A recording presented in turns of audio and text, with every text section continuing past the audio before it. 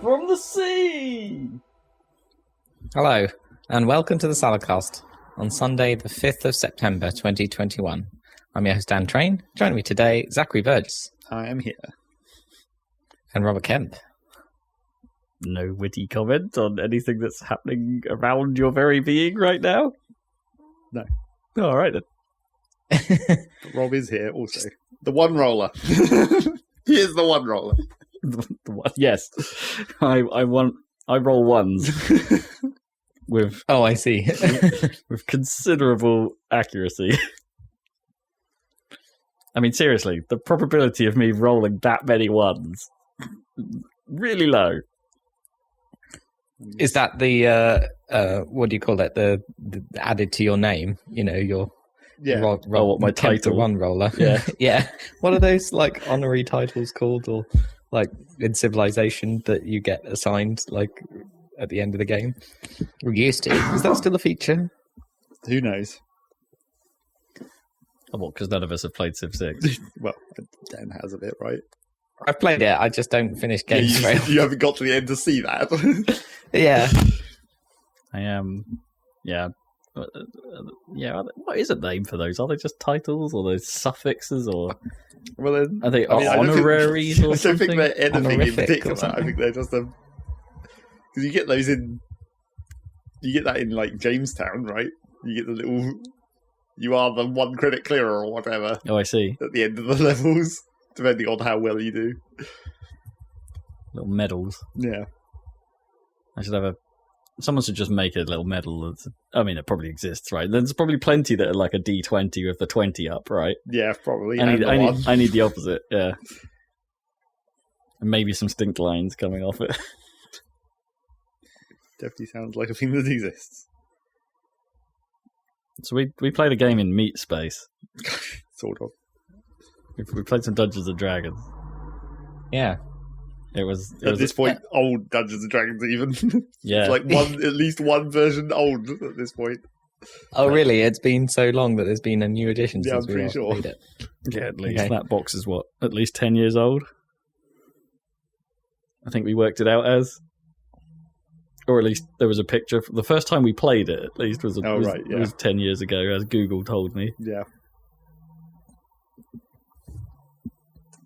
Almost weirdly to the day, as it turned out. That's not weird. It's because someone got reminded about it and then were like looking at it and it's like, oh, we should do that again. Yeah, we probably should. It's just like it's not that weird that we not very coincidentally did it again. It was quite fun. Although Gnome did kind of wander off. Well, I mean, It was a bit too long for her. yes, inevitably. We did a whole day, basically. And bravely ran away. Only once. Yeah, we returned, but we didn't return to the same Yeah, you fight. didn't go into the death hole that you nearly died in, basically. Yeah, we were like, well, let's not go that way. Conveniently, it allows you to do that Yeah, on this map. you didn't just rock up and it would have just been like the dragon that murdered us all. Was just, yeah, it didn't just smell like us in the quite a harsh- dungeon air. Do you think it's quite a harsh lesson for the? I suppose it's on purpose for the starter map. Is to have something? Well, no, but we requires it. we rolled so many ones. That's the thing. Well, and Do you think? the immediate diplomacy fails at the start, Yeah. which was actually, I think, Rob rolled one on diplomacy, didn't you? Was it? Or Oh, was no, it no. two? I think Gnome tried to be all Yeah, but you diplomatic. had I had intimidation. Oh, right, yeah. That was the second roll. So- No failed the diplomacy, Rob failed the intimidation. I rolled a 1 on intimidation. And then, I mean, Sounds about right. arguably, as we discuss later, like, maybe if I'd read the book a bit better, there was a way to get out of that fight a bit, like, at any point. Oh, okay. Oh, really? Well, you just basically had to re-roll diplomacy, but then there's if you actually get into the sort of talking of that encounter, there's like a free strike system and whatever. But I didn't really. It was just like, let's just fight and see how this goes. It went get- very badly. This is an immediate fight. I guess it's a little difficult, isn't it, with games as freeform as D&D that they don't necessarily. And I'm not saying this is your fault, Zach, by any means. It's like it's a little hard to tell what you can and can't do in a game like that. Well, that's what I was saying about that thing with the diplomacy, where it's just like the way it's worded in the book implies that you can just at any time just attempt a diplomacy roll, and then if you succeed, then you transfer into this like talking segment, and it's just like there's sort of come out of combat mode. Well, yeah. But then like whenever it says that kind of thing, I'm just like, but then you just roll diplomacy every turn, right? Until you succeed. And then it's just like that doesn't seem like a logical game mechanic. You're just talking the entire time, I suppose. It'd be like, look, seriously. I mean, and then when it has this whole like layout for the talking segment, there is like this free strike system. So why do you not only get 3 attempts to roll the diplomacy to get into that? Oh right, or is it like once you're into the conversation, you get to attempt the tree 3 times? Yeah, essentially. But I don't know. We didn't do that, so it's fine. I just nearly let you all die. we didn't get close. Yeah. But don't worry, I bullshitted away for them to escape. It was okay. It was okay. We could just sneak through the door and just be all like. I mean, it's only semi-bullshit because it does specifically like say that the dragon doesn't care if you leave. It's like if you're only that map is the one that the dragon cares about, basically. Mm. So that is built into the character of the dragon. Yes. Right? Yeah. It doesn't really follow you. Yeah, there'd be no reason for it to follow you. Yeah. Yeah. I definitely think, even if that is possible, like technically, the re-rolling the diplomacy, doesn't really make sense. Yeah, I mean that because I always reference the Penny Arcade podcast the first time they did what would have been this mission, but slightly different. It's quite a lot the same because it's from the starter kit that they had at that time. Yeah, but like they mentioned that as well, and because that's sort of what passive perception and passive what's the other one? Initiative. That's what those were meant to solve for those specific things. Because it's like if you're logically thinking about how like traps and shit or like stealth enemies in Dungeons and Dragons work, you just roll perception every turn just in case there's something there that you need to find. But that's what passive perception is meant to deal with. It's just like you have a constant passive. Rolling. So that the dungeon master rolls against your passive perception, but you don't need to know that. Oh, I see. Yeah, you're just saying like, I'm just doing a thing. Give me a minute. Well, yeah, it's like if their passive perception is high enough, then they will see this guy who's trying to be stealthy. Right. It's just a measure of how perceptive you are as a character, just by default. But then you don't have to like roll it every turn. You don't have to be. Yeah. It doesn't mean like you have to be actively like it's not like Peter Parker turns around and goes, you know what? I should probably check my spider sensors. I haven't done that for a while. Yeah, exactly. Because the DM knows there's something potentially to notice, so that you can do that behind the scenes. But if you were a player and you wouldn't know that, then the logical thing to do would just be to roll perception every turn, just in constantly. Case. Yeah. But does it take a action? No, like those kind of skill challenges aren't considered an action. They might lead to an action, where like if you do something physically as a result of that check. I guess it's one of those things that as the DM you could be all like, no, you're in the middle of a bloody fight. You don't have time to have a moment. Or you just like, you assume that your perception is going to be really bad because you're in the middle of a fight. So it wouldn't matter what you rolled or whatever. But yeah, that kind of system, you just sort of have to house rule it at a certain point, I guess. You struggle to notice anything through the clashing of swords and well, I mean that would be limbs. That'd be the kind of thing you'd be saying about a failed roll more than a constant roll. In fact, they do. That's in that POK podcast. There's several times where it's just like where they're about to come into an empty room or something, and they're like, roll perception and see if there's anything there. And then the dungeon master is, you see an empty room. So like, that's what you see with that shitty 10 roll.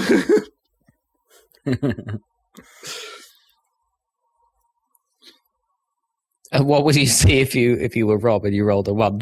You wouldn't even see the empty room. Yeah, I probably. I'd probably go. It's a bit dark in here, isn't it?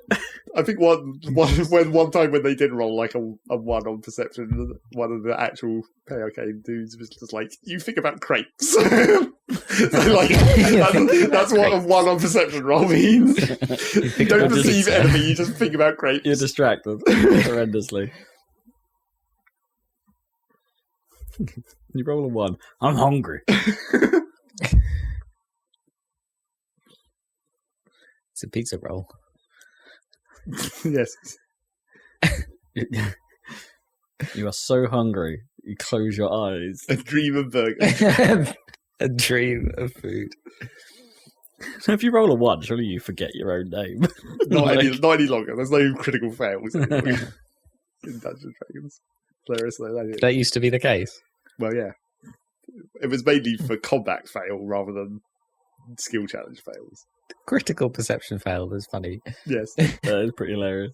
It's like you're tripping on acid or something at that point. But then the opposite was also, they also mentioned like the opposite. When you roll like a natural 20 on perception, then you just perceive everything. Yes. You get a bit overwhelmed. I see everything. I hear pudding. Yeah, so that was fun playing an IRL game for a change. Mm. Yeah, we've still got at least 2 more encounters that we can finish at some point. Yeah, I'll have to come back. In 20 years' time. Yeah. Yeah. If we even remember all the stuff that we did. I think this time we maybe have a better handle on things in general. It didn't take us nearly as long. I mean, it took us a while to get up to speed, but it didn't take us as long as it did. And we're probably before. still doing at least one thing wrong, probably. Oh, I bet. Where we're just like, what the hell does this actually mean? But I don't care. It was pretty. I mean, there's a whole lot of numbers on that sheet, and most of them seem meaningless. Yeah. Like, How often do they publish a new edition?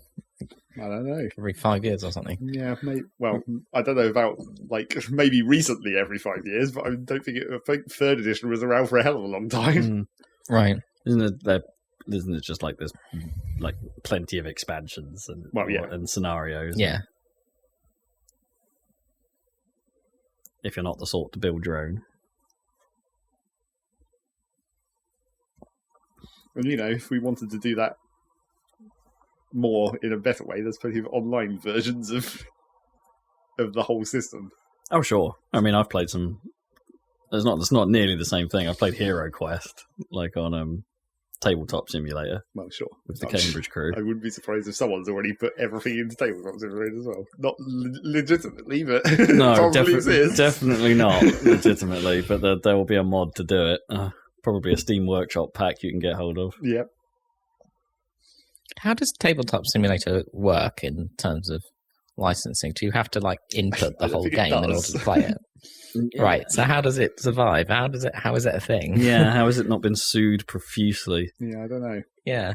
You'd think Wizards of the Coast, owning quite a lot of the games that are probably played on that, would be just one, person trying to take them down.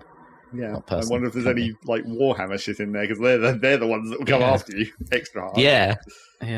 It's tricky because a lot of the ones I've seen on there, they're not actually like full on. It's not like the rule sets have been scripted in. Well, they've just provided like here's the tokens, here's the dice you need, here's the board pieces. You can manage this yourselves, right? Yeah, sometimes I mean, it's a lot more effort to script that game than it is to just put models in and be like, use the physics engine to just put these in the right places, and that's it. Yeah, there's definitely some that have some scripting to help out. Yeah. But yeah, there's a surprising amount you can get hold of. Like I tried playing I would probably recommend using the totally not legit version of Pandemic, the board game, on Tabletop Simulator more than I would using the Pandemic, the video game. Because Pandemic, the video game sucks. But the tabletop simulation is, well, it's exactly that. It's just the pieces. So it works. You know?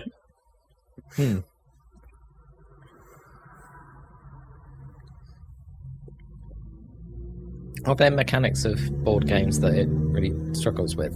Or can it do most stuff? Yeah, I'm pretty sure you could do most stuff. Like, and I think there's anything where it suddenly starts to, like, if you've got any game that actually requires physics, Like, if there's anything that actually has a physical motion, then you might start to get into trouble.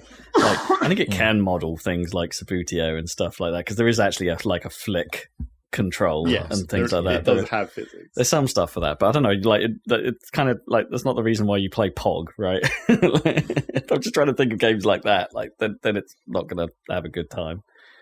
I mean, the most inconvenient thing from the small amount of tabletop simulator that I ever played is like I was playing one of those games that relies on like movement, but it's like based on like not non-square based lengths. So you have like length cards that you have to measure things against. I see. And it's just like, so you're having to constantly pick these things up and move them onto the board and then line them up with your pieces and then be like, where's that go? Because in real life, that's actually quite kind of easy. But in having to deal with it for a computer mouse and keyboard interface is not actually as easy. No, especially as you're like putting it on the board and it might shuffle things around. Yeah, you have to be like, okay, I'm going to lock these pieces down so I don't accidentally knock them while I'm moving this other thing in. Yeah. I can see that. That can be a bit of a pain. But then you could, like, if you knew what the measurements were, like, there is a ruler tool that doesn't like actually affect the pieces. But then you've got, in these movement kind of games, you've got like curves and stuff where it's just like, really? Oh. You have to pick the end of the curve compared to the starting point. That's quite heavy. Yeah, those would probably be a pain. and in fairness, anything that would be very, very card heavy, I think would probably be just a pain in the arse to actually deal with. Well, without at least a bit of scripting, because as soon as you've got like proper like card slots where you can just drop everything in and shuffle them around and whatever, that makes it much easier. Mm. Yeah, because I think that was the only scripting that was on that Pandemic game, that version I pulled, because it was like it's scripted to set up the board for you, right, and do the start, and then that was it. Like from that point, it was all like you can just manage this yourself. It's fine. And that one worked out because there was no hidden aspects. There's no hidden aspects to Pandemic. It was like everything's just out on the table. Even though you can set up zones for like the DM, for instance, in Hero Quest has his own little area, so other players can't see what he's doing, and you can like organize like just bags of stuff that then have an inventory screen if you need them to be, so they like have a little separate panel and things like that. And I was trying to get fancy at one point to be like, okay, like you can actually run like sub windows and things in it, so it's like, oh, do I actually want a window just to highlight a certain like my area of the board, so I've always got like a little panel I can interact with. And while the main screen is actually just watching the board and what else is going on, and that's the one I'm panning around like a crazy fool. I wish the camera controls were a bit better, because it likes to center on a point. Right, yeah. And then so every movement you're doing is like rotating around this center point, which is fine most of the time, but if you really want to get in and look at something closely, like it's then a little bit of a pain to actually line it up. And the text editing isn't great either. So like, I don't know, if you're writing your hero card, or maybe the sheets in if you were to attempt the sheet in D&D, that would actually be a royal pain in the arse, because that side's not great. You can't see the carrot half the time, or at least in my experience, that's been problematic. Like, where am I even typing? Because I was using it to track stupid things like how many people I actually killed and things like that, which is completely unnecessary in Hero Quest, but...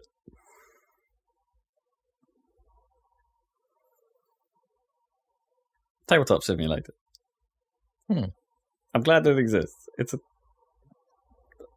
I think it's like, I forget, you do have to actually pay for it just to unlock the actual thing, right? Like it's not like it's a free service or whatever. No. You buy the base and then do what you want with it. And then download a bunch of illegal shit. Basically, yeah. I guess I wonder. It's the thing. Like, I wonder if like the like you said, like I wonder if the board game makers really care. Like their marketplace is always just gonna buy them. And maybe they're quite happy, actually, for people to have taken to Tabletop Simulator during the pandemic, because then, like, when it's all over and people get back together, they'll be like, you're going to buy our shit now, aren't you? Maybe, but, I mean, the other aspect, at least for Dungeons & Dragons, is that they basically have their competing product anyway. They have online D&D things that function like running a whole game just on a webpage, I think. So, I didn't realise that existed. They're probably not too worried about the much more like the version where it had to have been shoved into a different game's engine, essentially. Yeah, hacked around. It's like if it's not as good, they're like, yeah, it's fine. But that's the thing, isn't it? Sometimes the official one isn't as good as the hacked around one. Yeah, true. Like in the case of the pandemic one, yeah. Well, yeah, it's because one will be okay. It's one of those things, isn't it? Yeah, the pandemic one's a real disappointment because it's like, yeah, they tried to make it convenient for you by, you know, the power of video games. It can, but the interface was just so, like the thing that you would have thought would have been the easiest thing in the world to get right is just make a UI for a board game. It's like it's just menus, really, isn't it? It's just menus and panels and stuff. It's like if you balls that up, you balls the whole experience, and they ballsed it up.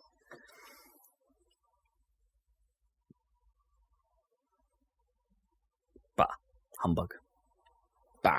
But then you get some really good examples, like Carcassonne, obviously, and Settlers of Catan. Like, I love that. I love that game, but like the XBLA version, I didn't really understand at the time. But now I've played the physical one. It's just like, you know what? Like that original XBLA Settlers of Catan was actually a pretty decent representation of this. Well, arguably, or Ticket to Ride. Do you remember that? What there was a big deal about when that came out on Xbox Live. Yeah. Arguably, Catan is like that had the classic problem of like you can't simulate real negotiations online. Not without voice. Yeah. That is a key part of that game. Or, you know, lying your way through negotiations as it mostly is. Yeah. Man, or the number of times I've asked Gnome for something and she just hands me the wrong card. Is that intentional or just random though? I think it's mostly unintentional, but there's the odd moment where she's got that smile on her face and it's just like, stop doing that. We did play a great game one night where we managed to get my mate Justin very, very drunk because we imposed the rule. He's terrible with it. He's like he's a cheater and he's got form. Like, but it's got to the point where we see it. Like almost every time we see what he's doing, so we call him out on it and we made him drink a shot every time he did it. Every time he cheats. Yep. And then he got really drunk. He got to the point where he didn't. He's one of those drinkers where he passes a certain threshold and then doesn't realise that drinking more is probably a bad thing. Yeah. So we got him pretty bad. That was a fun evening. One of those drinkers, isn't that everyone? I don't think I'm one of those. I think I might have been in the past, but like I'm definitely not that anymore because now I'll enter I'm feeling quite unwell phase before I get to that point. Okay, fair enough. It seems to always coincide like you always most want another drink when you least need one. Probably, there's the tip over point.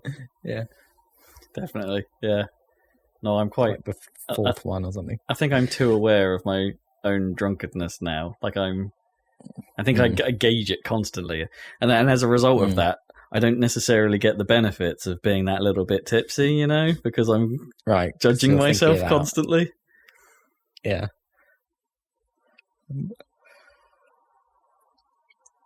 It's like we were at a thing yesterday, which was a 1440s/1940s party. Oh, right. So it had like medieval sword fighting, and then some people just dressed up as dapper gentlemen from the 40s. No one went in like World War II regalia, which was, I thought, like there was a missed opportunity there. No, I think that was what he was gunning for, but no pun intended on the gunning bit there. But that didn't really happen. So did you go medieval? No, of course not. I'm not going to. Me and costume parties, it's the worst. But I did sort of like dapper myself up a bit, like just a little. No, nice jacket, full mustache wax. Oh, sweet. Both Mustache wax, that makes sense for the 40s, I suppose. Absolutely. Minimal costume, get away with it. That's my approach. So we were doing that, but there was like a disco, and it's like playing your standard affair. In fairness to them, I did not hear "Come On Eileen," so they passed that test. You play any 1440s hits? Green sleeves. And unfortunately not, no.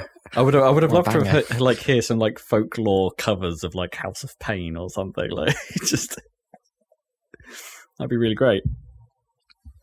But no, it was your standard sort of disco fare. And Gnome gets quite annoyed with me when I'm like, are you going to dance tonight? And I'm like, that depends on the tipsiness. But then I'm very aware of the tipsiness. Because I don't like doing that until I hit a certain zone, and then when I'm in that certain zone, I don't care anymore, and that's the best zone. It's like level 2 on a Sonic game, it's the best zone. Did you get to zone 2? I did not. No. No. I was despite the amount of mead I was drinking, I seemed permanently in zone 1, not zone 0, not the prologue, where you're perfectly zone 1. You're perfectly sober. Yeah, zone 1, you're in single pint territory, as in I could probably drive home territory. Right, yeah. Perhaps shouldn't, but definitely could. I definitely shouldn't. Last night, but yeah, that's sort of what I mean. I think if you're like me, where you're too aware of it and too self-conscious, it's it just doesn't work. You don't hit that zone before you don't hit the nice zone before you hit vomit zone. That's a shame if that zone has shrunken. Yeah, I think that zone is now my bonus stage, if that makes sense. It's you don't hit it as often as you'd like. My regular zone is now pure tiredness. It will just come when I've drunk too much, it just goes, I'm asleep now.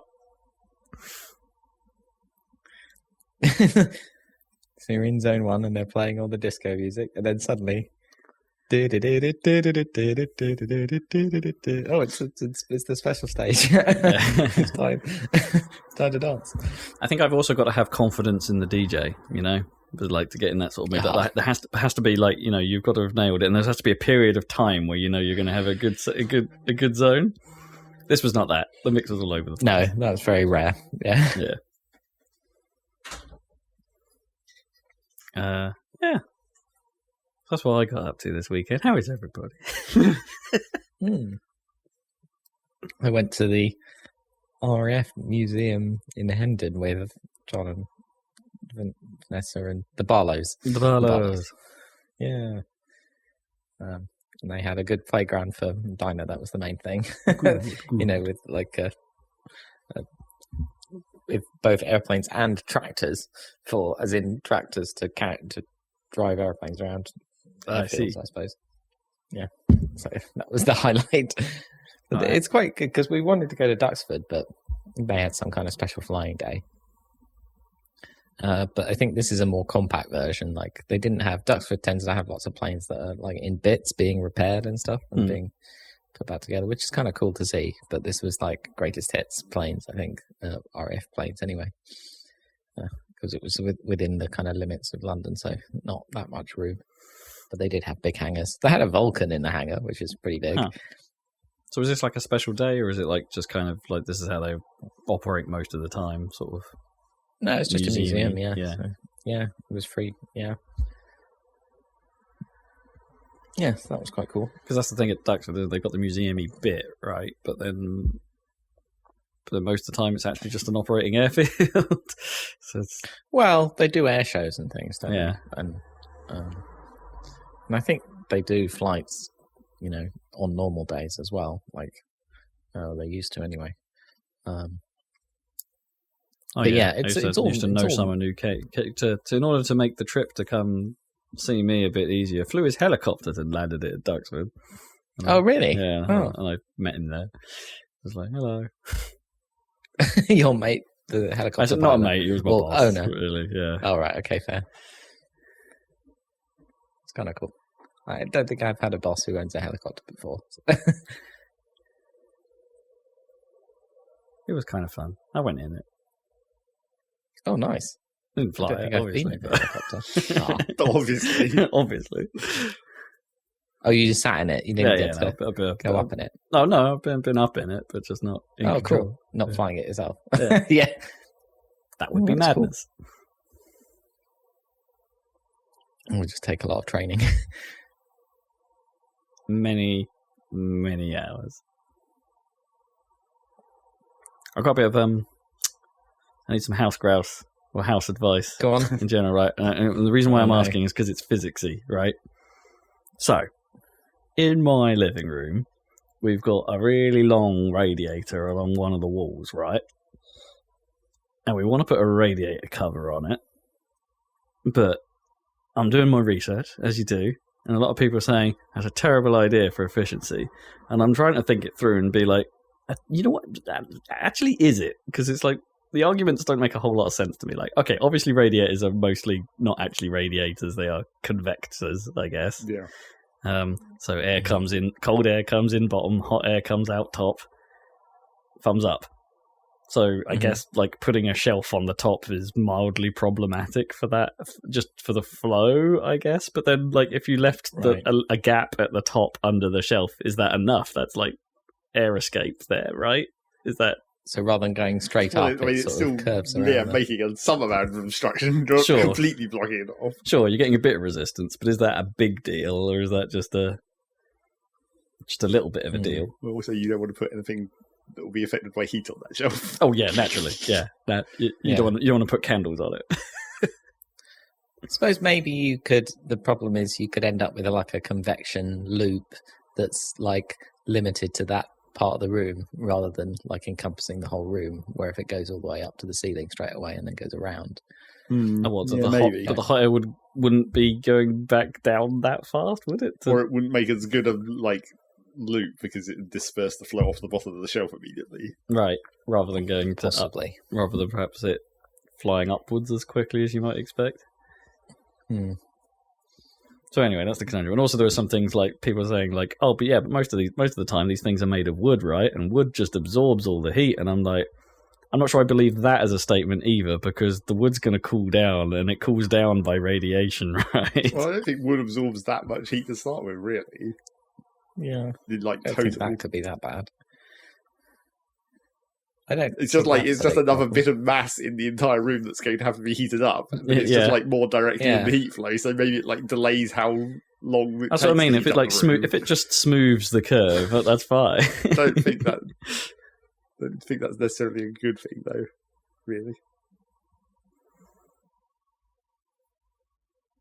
So what kind of like efficiency deficit are we talking here? About 20%? Who knows? That's the question, isn't it? Yeah, that is the question. I suppose you could measure it, try and measure it, or something. It's just one of those things. You go reading about it, and everyone's coming from a perspective, right? It's like but like they don't have any.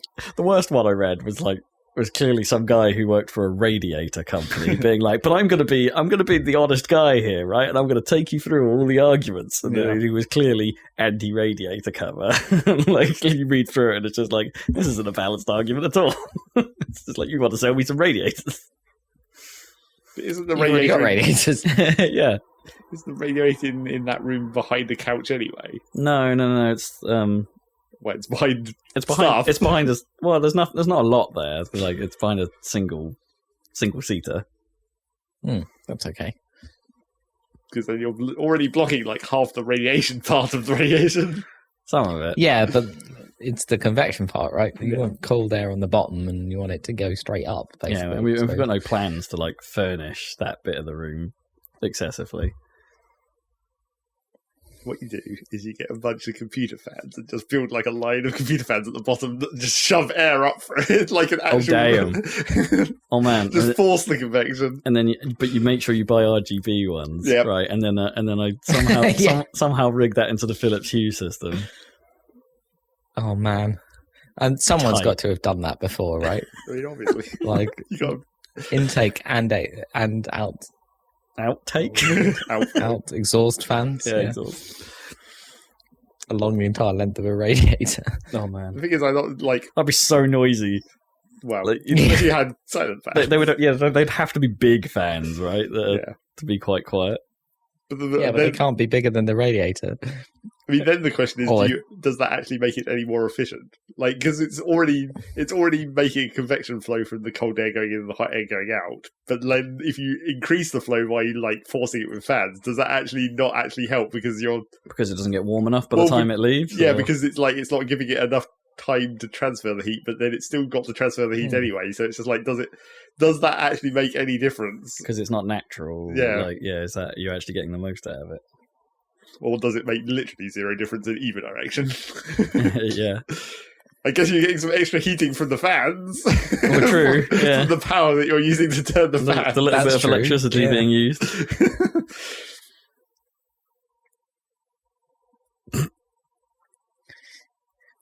Just set up a Bitcoin mine in the other room and pipe all the exhaust into your living room. It'd be toasty. I mean, we've already proved this room can get mighty toasty if you close the door and just have everything turned on. Yeah, I should leave a video running and shut the door and see what happens. Like a video encode on this PC, see how toasty it gets. That'd be good at Christmas in the winter. Oh yeah, no, during the winter we've already kind of Noam and I both agree this house is going to be still toasty.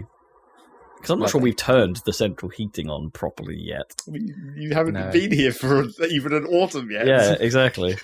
It's like I think we turned it on as a test, obviously when we had to get all the plumbing sorted out. But other than that, it's kind of not been on. Is that the oil-based one? Or? The oil boiler. The oil boiler. The oil boiler. I mean, the boiler turns on because you need hot water. Yeah, that makes sense. Anyway, okay, that was my physicsy house question. Report back if you do install the shelf on top of your. It's probably the only place we're going to install one, but if you install it now before you've actually got to winter, you won't know whether it makes a difference. No, that's true. You can just live in ignorance of whether it would have been better before you had the shelf. Perfect. I love it. Yeah, no one will know what efficient would be like. Well, if you get ones that like have basically like cabinet doors, so you can just open them up if you really need. Or like maybe they slide over, so you can like unsheave half of it.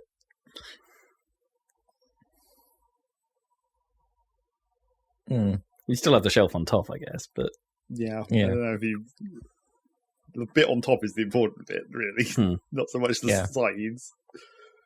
Make it. What are you going to put on these shelves? I don't know. Knickknacks, fireplacey type stuff. You already have an actual bookshelf right there that's covered in crap. I mean, that's the problem, right? Well, just get rid of some of that crap and put different crap out.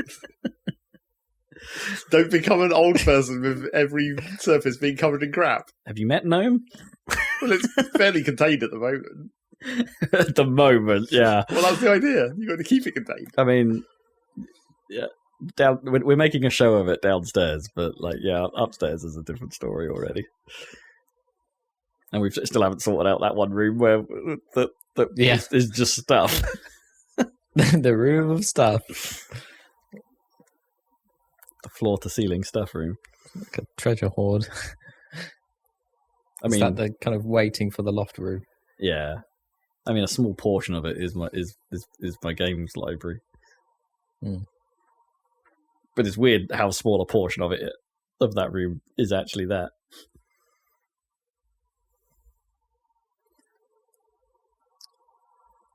I found my GameCube at my mum's house. It's weird how the the light coloured plastic, where you plug in the controllers, that's yellowed or whatever, but the rest is the grey frontage is degraded, yellowy, which is weird. Really? I don't know that it has on mine. Yeah, it's a bit strange. Depends whether it's been facing the sun for some period of time or whatever. Yeah, I don't think so. No, it would have been in a box. It has been a while since I've got mine out of the box, in fairness, but because for a while you'd just use the Wii. Yeah, unless you wanted to play Crystal Chronicles, because then the Game Boy adapters didn't work on the Wii. For some reason. Now that's all solved by that terrible Crystal Chronicles re-release. It's not solved. To hell with that thing. Yeah. To shreds, you say?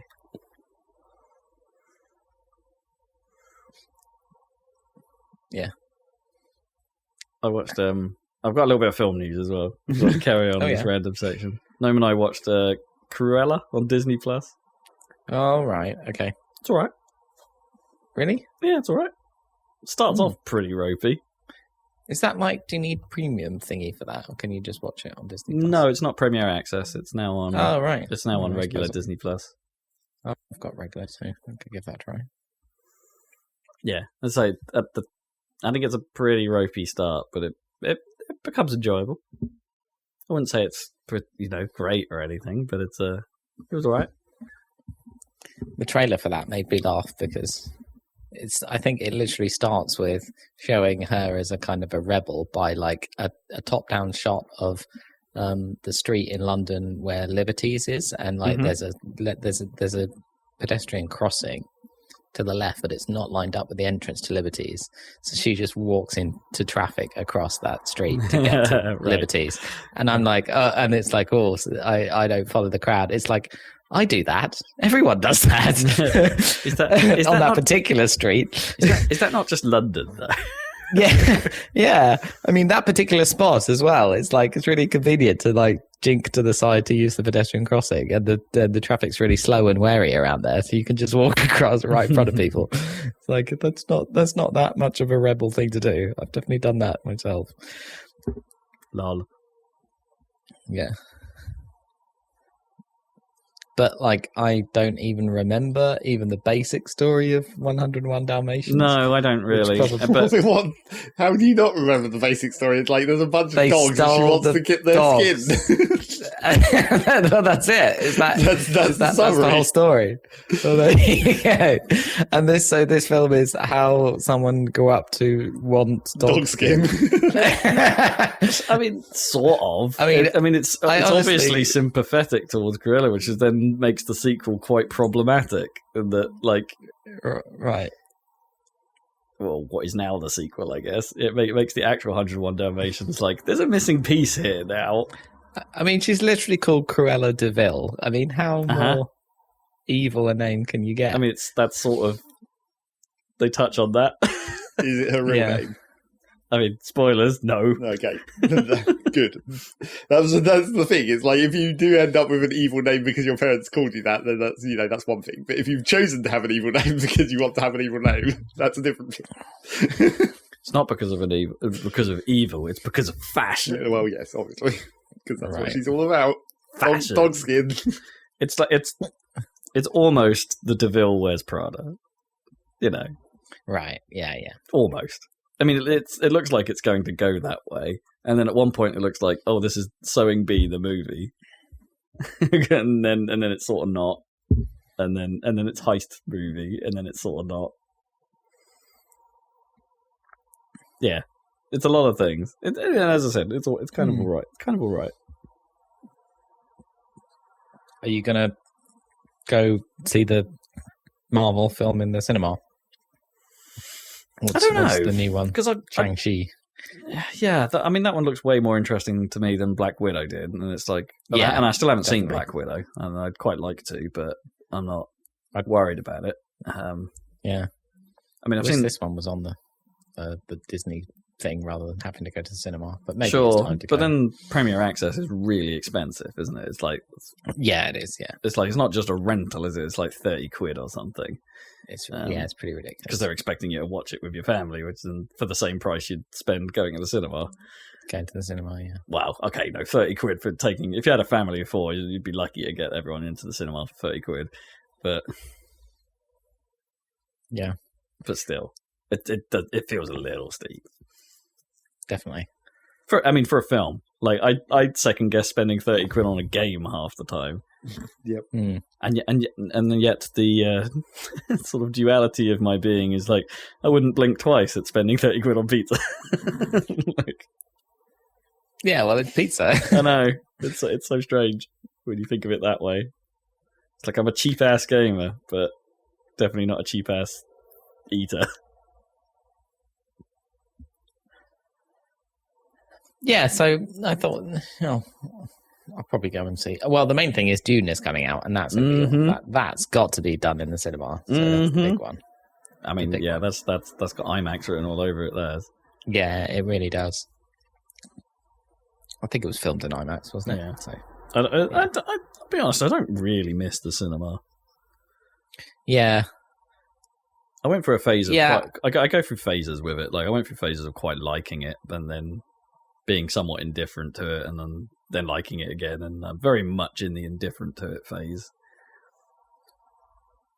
Which is weird because going to cinema currently is actually kind of nice, or at least the last few times a couple of times I've been, like I say, few times. It's only been like 2 or 3 since the pandemic. There's been practically no one there, and it's been great. Yeah, that really improves it. Yeah, because there was a point where I was seeing loads of films, and it's like you'd have a good 50% ratio of someone being a dick in the cinema in the theater, or you'd be sat next to someone who was quite annoying, or the classic kids in the back row. Don't ever sit at the back. And I really hate when you go and you end up with a screen 7 or something that's a little box or whatever that isn't really a cinema. Oh, they can sometimes be all right. You still zone in. It's like they might not be the nicest screen in there. You still zone in as long as the sound's good. Like there's nothing more annoying than a theater with a broken speaker. Or like I've watched films where one of the surround sound speakers has been blown out, so you're hearing it fuzz instead of anything meaningful coming out of it, and that's really quite irritating. Yeah, that sucks. Because there's not a lot they can do about that. Someone's got to fix that speaker. It's like you're not going to like just everyone in this theatre be sat there and be like, "Well, we'll wait." No, it can't basically be fixed, in time for that showing. Can it? And because like a lot of cinemas are now run automated. Like, not even with people running the projectors up top. It's all just scheduled onto a system, and then it just goes. The likelihood of any member of staff actually noticing is real low now.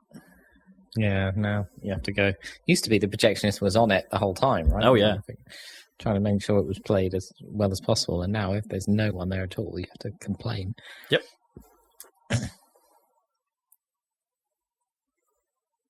The modern era doesn't always work out.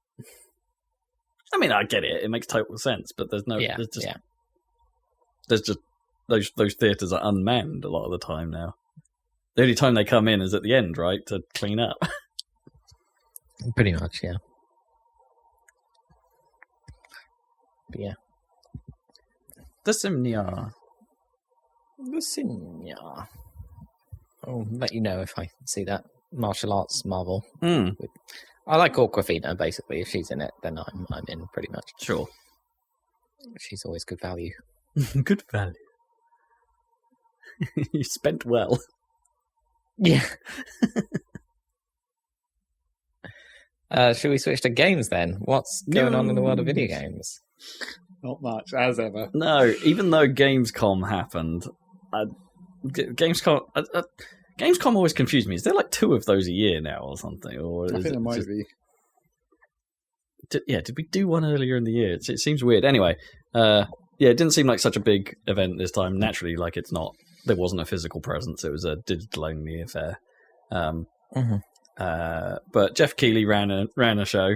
He brought Opening Night Live back to do a thing, which is I think it does those shows right. I still think he presents those in the correct way for this sort of event. So long may he continue doing that. I don't think we've got anything else from him until TGA's at the end of the year at this point.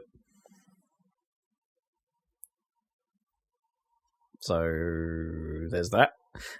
We've only got a few things I picked out from this. There was more than this, but not a great deal caught my eye. Saints Row is being rebooted in Mexico, it seems, or at least sort of Mexico themed-ish, like that, or I don't know, South America, South US, Southern US. I don't know. You know what vibe I mean. Sort of Tex-Mex. Tex-Mex, yeah. Okay. But it's a full-on reboot. Like there was no returning characters. There's almost no returning themes at all. Like I'm not even sure I saw the sort of fleur-de-lis style logo at all in this thing. The actual Saints. Yeah. It's It's a little strange. It's like they're kind of going for that comedy vibe, but and I thought it was an okay trailer. It's like, yeah, okay, maybe this is the right time to do a full-on reboot. But it does feel like there's something missing from it. Like, yeah, there was only a cinematic like trailer, but like it didn't land with me anyway. Like, it's not like, because I think Saints Row 3 is a brilliant game, probably the best they've ever done, and it's yeah, this doesn't feel like that. Like, currently, like, you know, it's just a cinematic, so what do you know? But it's just the feel didn't seem there. I mean, Saints Row 3's got like a recent remaster, hasn't it? So yeah. In all its glory. But then, like, I'm not sure what that really added on top of the original if you were playing on PC. Like, I don't really know what the remaster really did for you. It might have updated the menus to 4K, I guess. Maybe a texture here and there, but it wasn't like a, you know, it's not really old enough for a remaster to do a great deal of work on. But this new one, yeah. So, but is it the same studio and everything, or the same team? Or? I think it's still Volition. No, is it Volition? Yeah, it might be Volition. But I don't know if it's the same Volition that it always used to be, because I don't know what happened after THQ. Yeah, after THQ and after what was the last game they put out? Because they did Saints Row 4, then they did Get Out of Hell, and then they did, was it The Agency or something like that? The weird, like, not quite Saints Row multiplayer, but not really, PvE thing. The Syndicate, or something with that sort of name, anyway, yeah. That didn't really land either. So, yeah, like I said, the reboot makes sense for them, but they've got to... Like, my brother had a bit of a problem where it sounded like where he felt they had sort of modern youthed it up too much. If that makes any sense, because it's got like, because I think he had a particular problem with one character, and I should stress this, not because he was black, but because he was very much sort of skinny hipster guy. And it's like, well, yeah, okay. I guess that kind of makes sense. That's what Saints Row does, right? They throw in stereotypes, and they just always have done.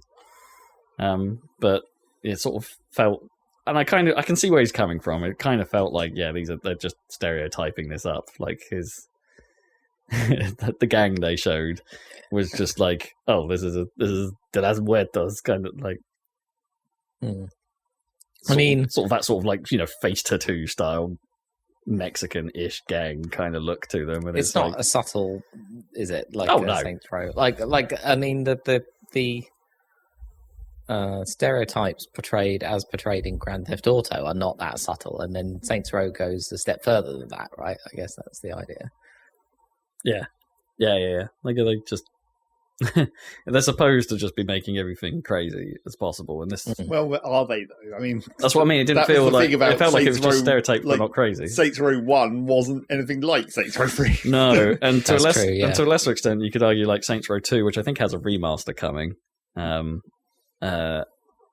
Wasn't that either? It's still kind of trying to be GTA. Yeah, it was when they started to lean into the comedy. I think was Saints Row 2. 3, yeah.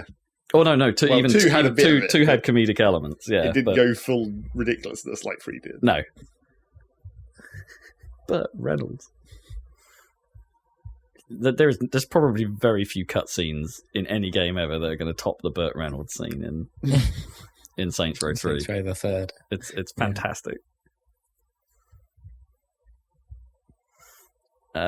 Anyway, Saints Row. Halo Infinite got a little mention. It was. I wouldn't say it was the best bit of talking they did. It was pretty vague about what was going on. Like, just, hey, the multiplayer's about. There's gonna be seasonal stuff happening in multiplayer, which I guess makes sense for a free-to-play game. Whether that means it will have, like, for the free-to-play game, there'll be, like, season passes or anything like that. I, like, don't really know. But the main thing we got is a release date for both multiplayer and campaign of December the 8th. So I guess the good news is that the campaign wasn't delayed again. Yeah. But we still haven't seen it, really, since that... since the bad reveal. Demo. Yeah. Like, we don't... And there's still the rumours going around that co-op might not be in at launch. Yeah. I think they've said that their split screen will be in the thing, which is something Halo 5 didn't have at all. So, That's good. Return to form there. But, does that include full-on split-screen multiplayer? Does that include proper split-screen co-op, which is what Zach and I care about? Mm. I'm surprised they never actually tried to go back and patch Halo 5 to put it in, right? Wait until it turns up in the Master Chief Collection. Yeah, or something. is it going to drift into Master Chief and they'll improve it in some way? Because Halo 5 is a weird one, right? Halo 5 is a game that's actually kind of built for co-op. Yeah, because it has characters essentially. And you're never really alone in that game. You're always in a team, and yet it's the one that didn't include split screen. It's there's a lot of things about Halo 5 that are pretty dumb. At least on the single player side, there's a lot of things about that game that are pretty dumb. Let's see if Infinite can retrieve some of that. Yeah, they've got work to Pull do. it back. I'm not worried about their multiplayer. I'm sure their multiplayer will be fine because Halo 5 is pretty great. So it's and people like that technical preview stuff. Exactly, yeah. And we're impressed with the bots and everything, which is kind of interesting. But that's free to play, isn't it? Anyone can dip in. I'm sure there'll be some benefits to people that are either game passing it or own it for real. But yeah, free to play. I think Microsoft have been loosening their rules in general about what you don't need to have Xbox Live Gold, I think, to play free to play games anymore, something like that. So the walls are coming down on free to play games on consoles, which can only be a good thing.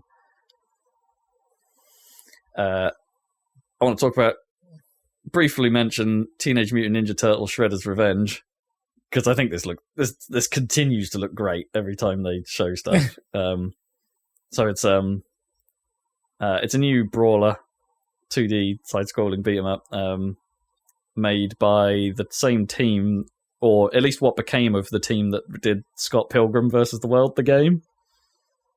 So they're returning to the format that was probably their best, and it looks great. It just looks right. It's what you want from a 2D beat 'em up, and they were introducing April O'Neil as as a playable character who literally can finish a combo by dropping a mic on you, and it's okay, that's great. Keep it coming. That's cool. Yeah. Oh well, fingers crossed for that one then. Yeah, it looks pretty. How far away is that? I don't know, actually. I don't know if they've mentioned an actual release for that. Cook it till it's ready. I will wait. Let's talk about... I don't know how to pronounce this. It's either Dokev or Doki V or Dokeve. I don't know. Dokeve. But I'm picking this out because it stood out amongst the crowd because there wasn't a lot else being shown like it. It's a Korean made, which you can tell. Yeah, it definitely looks like it. K-pop infused, hyper real lit. I don't know about hyper real, but I mean, it's just photorealistic, but that little bit cleaner than photorealistic sort of look to it, with almost anime-looking people in it, kids in it. But it's also a Monster Hunter game, sort of, but also maybe a Pokemon-like game, and everything is incredibly rainbow and ridiculous, and battle arenas have swirling clouds. It's a thing. It just looks out there, and I kind of dig it. It's I don't know if it'll play well or any of that jazz, but in terms of just raw look, it's got something. Cool. Who's making this? Well, Koreans, I guess. Some company that we definitely don't know. It's the developer behind Black Desert. Oh, well, naturally. Korean MMO. The one Korean company that releases in the West, I guess. Pretty much, yeah. The big Korean MMO RPG maker. What are they called? Black Pearl Abyss or something like that. Sounds about right. something like that. But yeah, they're the developer behind this. I guess Black Desert can't keep them alive forever, so they had to make something else. But yeah, just check out that trailer. It's a bag of craziness. I wouldn't say it's the best put together trailer in the world, but yeah, it's just look at it. Just look at it. Marvel's Midnight Suns normally wouldn't gather any attention at all from me, but hey, it's being made by Firaxis, the XCOM guys, and civilization. Yeah. There's a feeling that it might be this might be the good Marvel game. Well, so what is Midnight Suns in the Marvel comics? You know, I actually really don't know. It's probably another one of those sort of underdog hero clans kind of thing. Get not the Avengers, but we need some other team up. Anti-heroes. Yeah. But it's got Doctor Strange in it, and it's got Captain Marvel in it, and Wolverine and Iron Man. They're not exactly not the Avengers. No, but then you've got Ghost Rider in the mix as well, and a few. I can't really think, but yeah, a couple of other I suppose it's interesting that Wolverine's there at all. It's not an MCU product. I guess Marvel are allowed to do that. Yeah, I guess. But today, yeah, and are they, as usual, are the depictions of the heroes from the MCU inspired by the MCU versions? I mean, maybe a little, but I think they're drifting a little from it, which is fine. Yeah. If they were to lean into the comic book look, that's fine. I'd be happy with definitely. that. Or even the sort of Marvel versus Capcom 3 kind of look, that would be fine. So what? How? Yeah, I mean, XCOM's probably their most accessible in some ways, isn't it, for access? What do they do that's... I'm trying to think what's going to be... Presumably it'll be, not stripped down compared to something like XCOM. It'll be simplified XCOM again. Yeah, but it looks like... the last XCOM they made was kind of simplified, wasn't it? From that weird... From the brief actual bit of gameplay we've looked at, it's look like they've done away with the sort of grid system. It looks like it might be freeform, but then it also looks like the combat might just be combat arenas rather than more involved mission-y looking things. It's obviously not going to be nearly as tactical because you're superheroes. There's don't have any superheroes hiding behind cover. I mean, come on. Yeah. Yeah. I feel maybe exactly. You do. Maybe there's the odd human thrown in every now and then. Well, sure. But even then, that won't be like Hawkeye or something turns up, who is actually a bit vulnerable. I feel like even in those cases, it would just be dodging. Yeah, maybe. Yeah, they just dodge it. They have Nathan Drake's luck system. Yeah. Yeah, I don't know. I mean, the gameplay trailer wasn't exactly helpful either because it didn't include virtually any gameplay. Yeah, it didn't show a lot of it. They were trying to explain the systems, which is probably maybe a decent approach to trying to talk about a tactics game. They were trying to explain the systems, though. It seemed like they were trying to explain all the... It was like in XCOM, they were trying to explain the base, basically. It was they weren't really focusing much on the actual systems of the gameplay. It was all this other, here's you go be friends with the heroes and level up skills and make your character. They were trying to say that the Abbey... has many hours of exploration as well in it and things like that, and it's well, okay, is this a meta game or is this just another part of the game? It probably can't be much meta in this, right? Is it Fire Embleming some of the relationships between characters? Or... Probably. They're also making a bit of a deal over the fact this is the first Marvel game that has a customizable hero, because Marvel don't do that. No. So the make your own hero thing is kind of new within the environment, but who cares? That doesn't really matter. I mean, I guess it's a first, but does that really matter? Does anyone really care? Is that a selling point? I'm not sure it is. Make it own maybe if it was actually cool, but who knows how cool they'll manage to make it to be? Because it's times in the past where people have tried to make superhero character creators. It's are you thinking City of Heroes or something like that? Well, yeah, something like that, or Freedom Force. Oh right, yeah. It's just you have to. There's a weird you're always going to have certain limits, but then you're just you come down to these weird archetypes where it's just like, are you going to be a Superman-esque character? Yeah. Are you going to be an Iron Man-esque character? Yeah, are you going to be someone like that just with a Doctor Strange's beard? Yeah.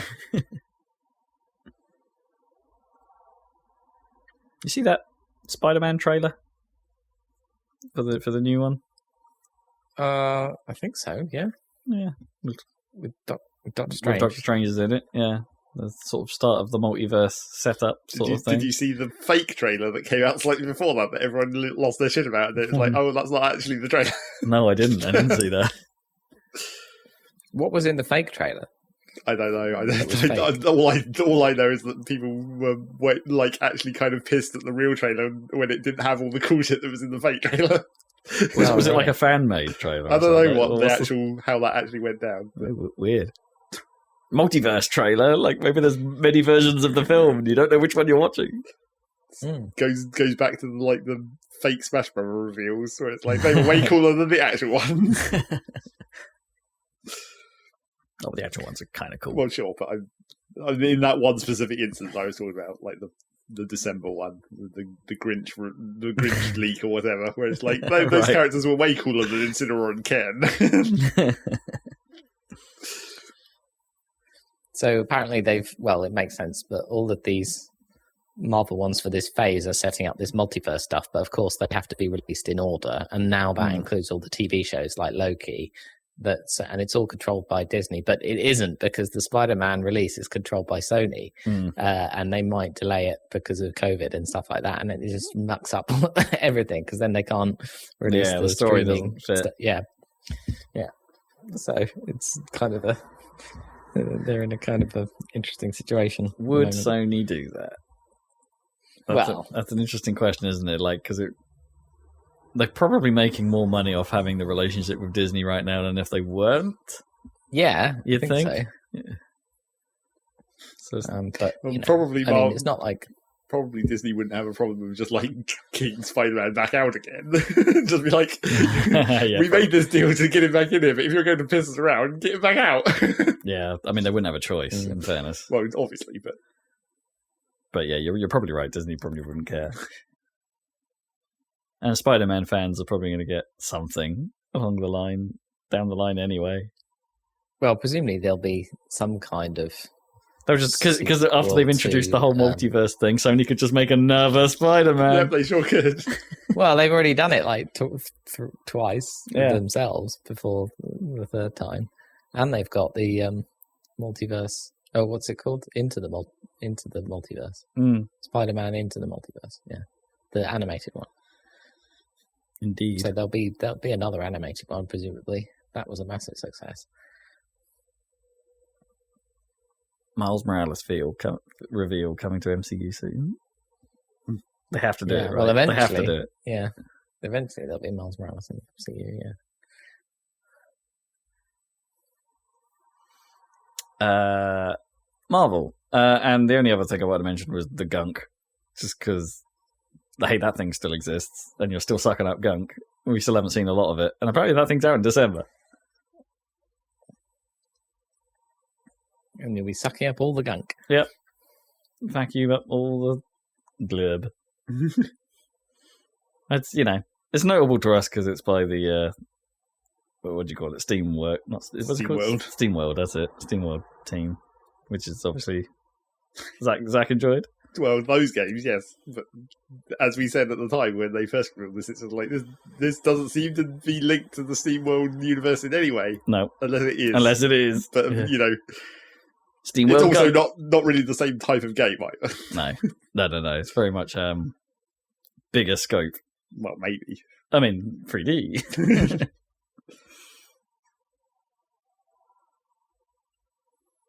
And that's kind of it, honestly.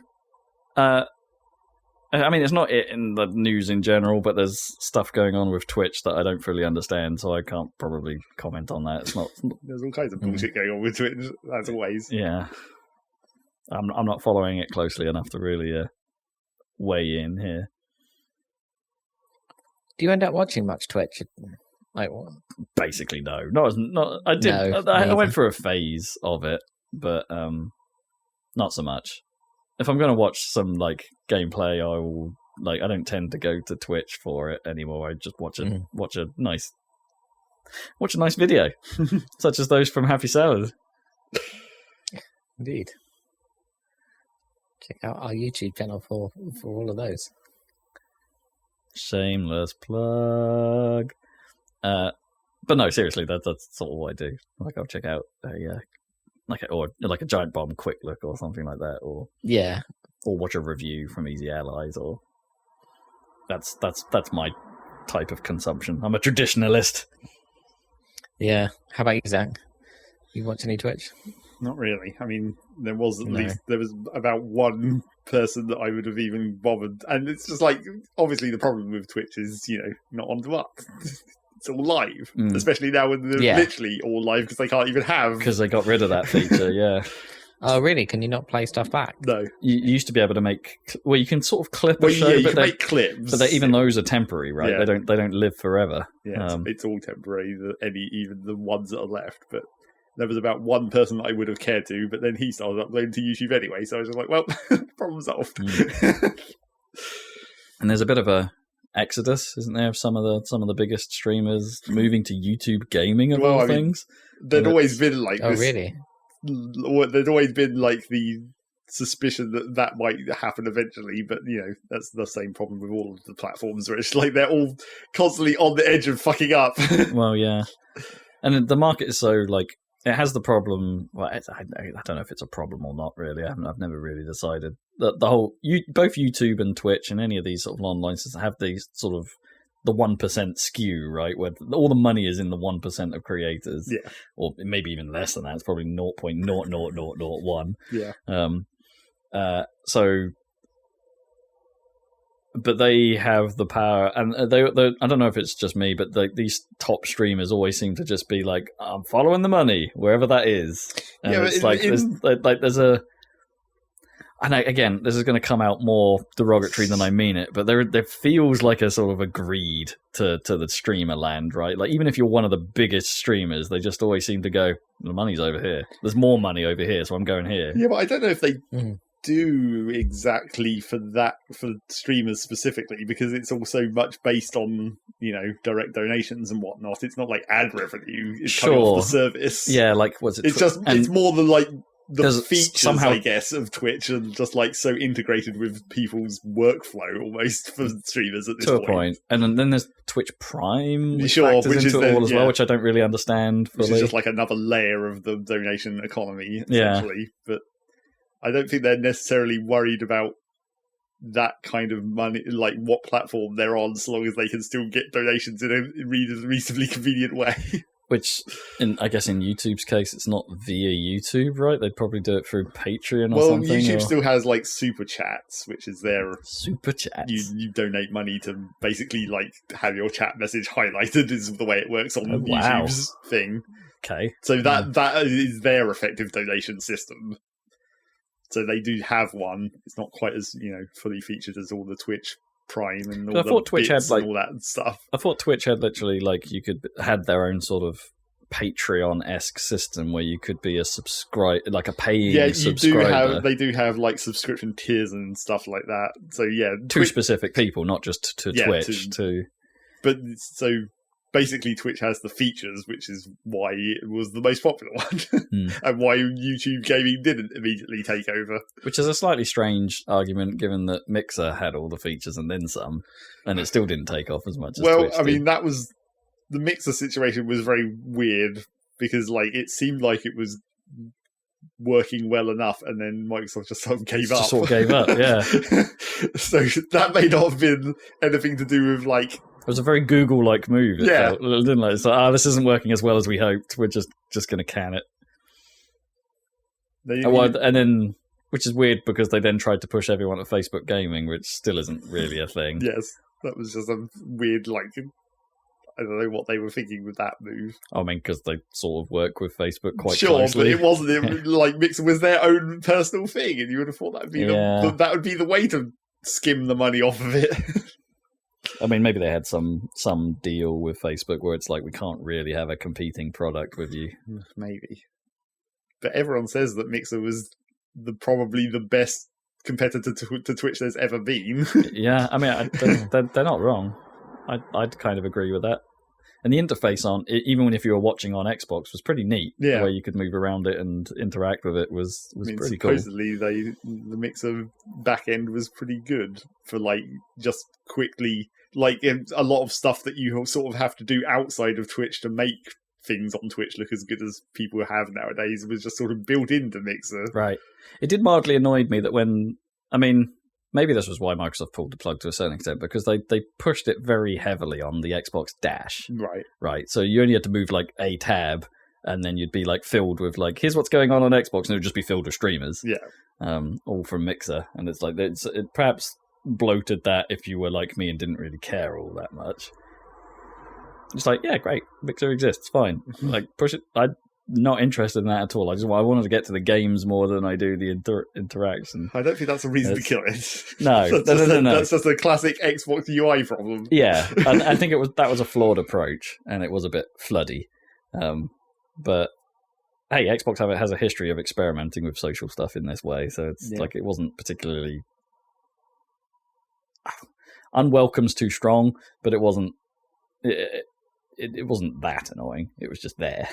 But it does we've definitely been heading towards a point where it's just like, if Twitch is going to fail, it's going to fail around now, because we've already had, we've had the whole copyrighted music situation that made them have to delete all the video on demand stuff. So now you can only clip, and now you don't have that. So everyone's uploading to YouTube. And now you've got all this other shit that's going on with like weird business deals and people suing Twitch, and I don't know who knows what's actually going on. Yeah. But as the classic problem, there's nowhere comparable. Again, still. A lot of the big tournaments still show up on Twitch, right? If you're into watching your esports, it's kind of the place to go for them. It's no real. It is tricky. There's no real competition to it. Like, and Mixer was the closest we've ever gotten. YouTube gaming probably isn't going to be there just yet, but I guess if Google throw money at it, then yes, but then it's Google. That's the classic problem. They don't. In fairness, YouTube gaming has been around for a very long time at this point. Like, true, but that's like that their foray into this was pretty early. But I wouldn't have said that. It's like YouTube gaming doesn't even feel like it deserves to be called YouTube gaming. It's just like it's a feature on YouTube. It's like it's not a separate product or anything in the way that Google would usually make like a separate thing. Sure. That then they can later kill. It's just part of YouTube. I don't have the time to watch these sorts of streams, right? Well, it's sure. like, that's the other reason to just watch the ones that get uploaded to YouTube, because then you can just skip to the parts that look interesting. I mean, I'm not even... or wait for the clips to get uploaded. I mean, I get it. Like, there's plenty of, like, relaxation streams, or, like, the famous, like, this is my back garden, come watch the birds type things. Like, sure. Like, there were the people, like... But those aren't allowed on Twitch. Well, some of those are. Like the fishing streams and stuff still are, and things like that, and the wildlife channels kind of are. But Twitch is starting to clamp down on gambling channels a bit, because there's plenty of people that just like go to an online casino, right, and just stream them spending ridiculous amounts of money on that. I guess it's the same thing as like almost the same as a loot box opening spree. Yep, pretty much. But now it's real gambling, not just maybe gambling. It's real gambling. It's a weird thing. I don't have the time for that. If I've got time on my hands, I tend to watch like maybe half an hour of a video, maybe 2 if I'm into an anime that I'm watching at the time, for lunch. And that's about it. Yeah. And then as soon as I've got time to actually do stuff, I'll do stuff. Like play the games. Yeah.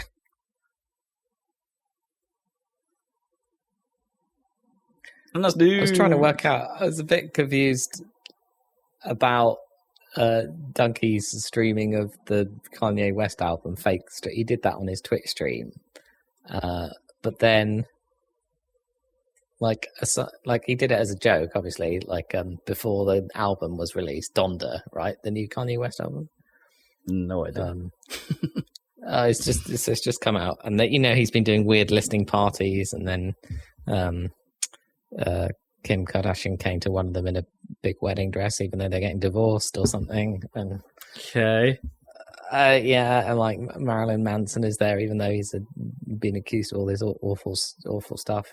Okay. So, standard Kanye West. Anyway,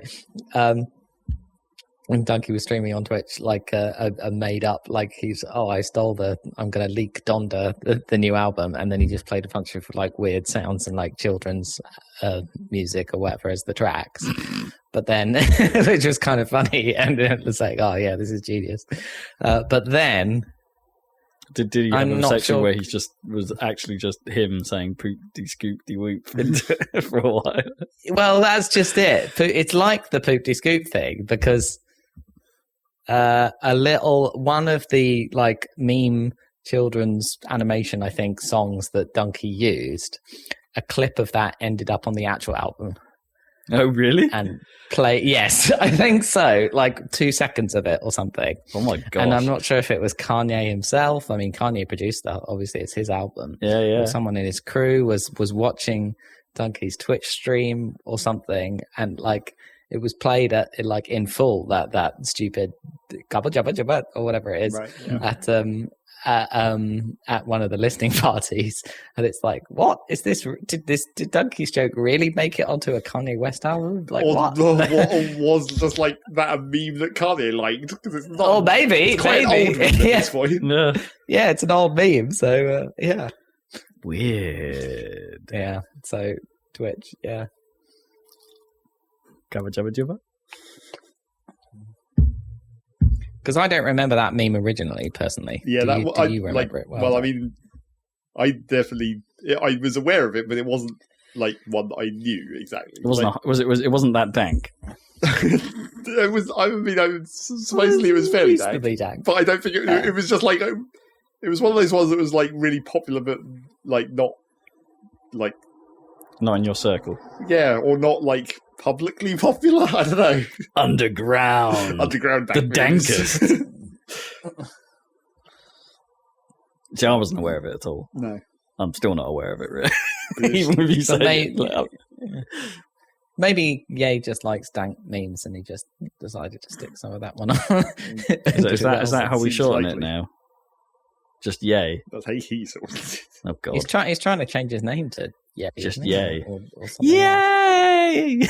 Now we can play the children noise over and over again. I mean, Ye is a really old one, isn't it? Like Yeezus, yeah. Right? He named one of his albums Yeezus. Yeah, I can't remember what he wants to be these days. Snoop Lion. Snoop Lion. Yeah, exactly. Yay, lion. Anyway, he can be Yay Rhino. So what games have you been playing? Game! Rob, what have you been up to? What have I been playing? Right, I'm trying to... Right, it's been a while. Where did we get to? You finished Horizon. I did finish Horizon. Yeah, that happened. You've been playing something else now, hopefully. We're playing 2 other something elses. At least 2 other something elses. And this is where I get a little bit forgetful. I played me some 12 minutes. Okay. The point-and... Well, what I guess can only be described as a point-and-click adventure game about a time loop. Came out like a couple of weeks ago. Started playing it as soon as it came out. Featuring performances by James McAvoy, Daisy Ridley, and everyone's favourite, Willem Dafoe. Oh, that's pretty strong. Yeah, it's pretty strong. And they do a good job, it has to be said, in the game. No, I mean, there's a little bit of ham because it's got Willem Dafoe, but it's it's my kind of ham. It's smoked. It's so it's a time loop point and click adventure, and it's pretty traditional in that sense, in that like you're literally like pointing at the ground to say move my character here, and like point on an object to pick it up, or you can go into your inventory and put object on top of object to combine them. Wow, and things. Yeah, it's pretty classic in that regard. Its hook is that it's a real time loop. So unlike the title, the loop lasts about 10 minutes or shorter, depending on what happens, or longer in some cases. And it's about your character. You play the man, the husband. They go for a traumatic experience on the first loop. It's supposed to be like a nice date night. Effectively, they have dessert at the table, and there's romantic music playing on the radio, and then all of a sudden there's a knock at the door, and someone claiming to be the police turns up, asking about accusing the wife of her dad's murder, and asking where the watch is, and then proceeds to basically murder you to get the information out of her, but you die like just before she reveals it, and then it's like, and then it loops, and so starts your trauma, I guess, of like trying to manipulate the situation to learn more, figure out what's going on, and ultimately try and break out of the loop, which is fine in premise. If you do nothing, does it sort of continue as the first loop? If you you can actually sort of do nothing, but then like nothing happens, right? Like the characters just hang out until the cop turns up, who always turns up at the same time, in the loop. But yeah, the more loops you do, the more conversation trees you go down, the more you interact with the environment, the more you start messing with what's going on, and the more you learn, and then the more you learn, the more that unlocks conversation trees and options for the next time round, and things like that. So you're building up your list of possibilities, to let you do more things. And it's generally I'll say at first I've had a pretty good time with it. There was definitely a period of time, especially when the loops were quite short at first, where I'm sort of dying pretty early, I guess, or I'm not succeeding in a decent way, or causing a loop where it's like, yeah, this is fine. I'm creating enough different scenarios to keep moving forward. I'm still learning. I'm expanding my arsenal, I guess, pretty quickly. But then it runs into the point and click game problem. Eventually, you get stuck. You run out of ideas, and it's just like, okay, what obtuse situation does the game want me to do in order to progress? But the clock is ticking all the time as well. And but the clock is ticking, and it loops. So if you miss your opportunity, or you miss your window, or you balls it up, you're going to have to loop it and do it again.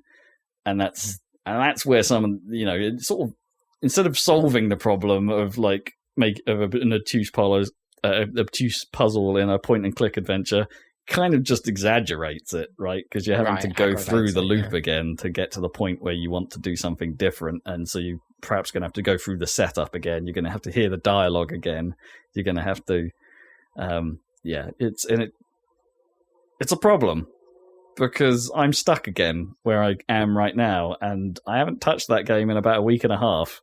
Like, I played it quite solidly for a few stints right at the start, because I was intrigued and the story got juicy, and what was happening, it goes some places with your characters' backstories and things, and it's and all that was real interesting. Like, and I'm just sort of actually not enjoying the puzzle part of the game, because now I don't know what to do, and it's just like, I don't want to have to go through the loop a billion times to figure out what to do. So, I'm probably going to look at a guide at this point and try not to spoil myself on the actual narrative bit, which I'm sure is going to be real difficult. But otherwise, what are you going to? There's no way forward, is there? It's just looping. And until I figure out what the trick is, it's like I'm just playing out the loop in the various different ways it can. It sounds like it needs like one of those kind of a hint system that would show you like a timeline, and then have like little highlights of places where things could happen differently or something. Yeah, so it does have some hinting, but it's really like subtle, like really subtle. So like it'll grey out, I think, bits of conversation that you've generally exhausted, right? Or like there's no route of interest here anymore. But there's plenty where that seem to stay lit up, even though it feels like I've exhausted their route. And it's like, okay, maybe there's something that I can do with that later. Like maybe there's a bit of information I don't have right now that means that tree isn't complete. So that's not always clear whether that's useful or not. There's also sometimes where if you do something new, at the end of the loop, your character might say something as they come out of that loop. But this isn't logged anywhere or anything. So if you miss what he's been said, what he says as you come out of the loop, you might not have much of an idea about what to do next. Because if you do that same loop again, he won't say that same quote again. He'll only say it upon his as the character's realization that there may be more to it. If you see what I mean. So and they're not always super helpful. Like, I don't know, like I said, like where I'm at right now, there wasn't a hint, or there wasn't anything like that, because of the last thing I did was fairly dramatic. He had a reaction to that rather than aha, I wonder if I do this kind of thing.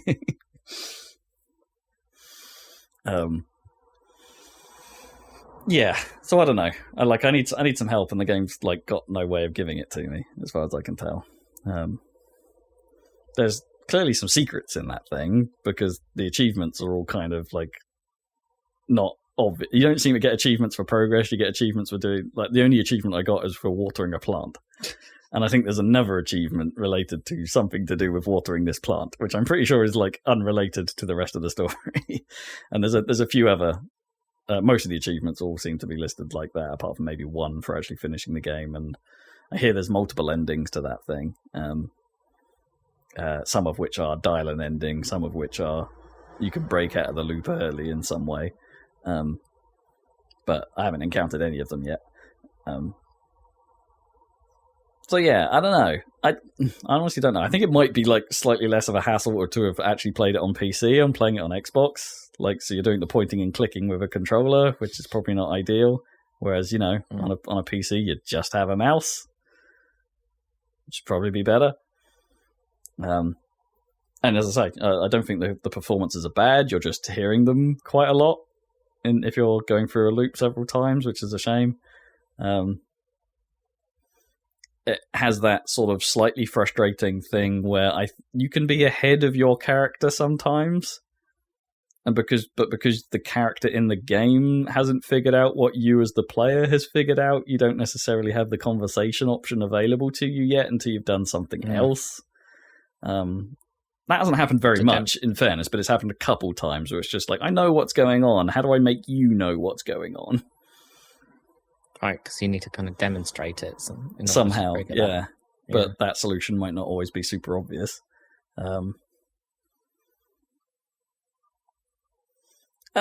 Yeah, so I'd say it's a valiant attempt at breathing some life into the genre, which is like you don't see all that often. Yeah, bravo for trying. Yeah, I wouldn't say it's bad. I wouldn't necessarily say it's badly done, not at all. It's just that it just falls into some of the holes that make the genre irritating. The classics, yeah. Yeah. Because it sort of got me thinking about how many point-and-click adventures games have I played versus how many have I finished? And it's like, I've probably only finished Grim Fandango. Yeah, and even that one was quite streamlined compared to... Yeah. There was no combining objects in Grim Fandango. No. Well, I guess there was, but you had to put the object. There was only like one puzzle where you combined an object, I think, and you had to put one object down into the environment and then put the other one on top of it. Environment. Yeah, it was no like mixing of your because it only let you see one object at a time in your inventory, because the way that was stylized, it's And I do remember getting stuck with Grim Fandango when I played it as when we first played it when it first came out. But when I revisited it with the remastered version, it was I didn't find it nearly as troublesome. But there was always a bit in Sam and Max Hit the Road. As much as I loved that game, there was always a bit I got stuck at and never never figured out the solution. I think I played one of the LucasArts Indiana Jones games back in the day and never got very far with that. Don't think I've ever played a Monkey Island properly. There's a bit of a hole. That had some good remasters, I think. I think I played that on the phone, on the iPhone. And it had that. The Xbox version had the whole future and past look toggle thing, so you could play it in pixel mode or play it in fully redone. Toggle, But yeah, 12 minutes. Like, it's all right. It's all right. You might as well give it a go. Maybe it'll click with you better than it has with me. But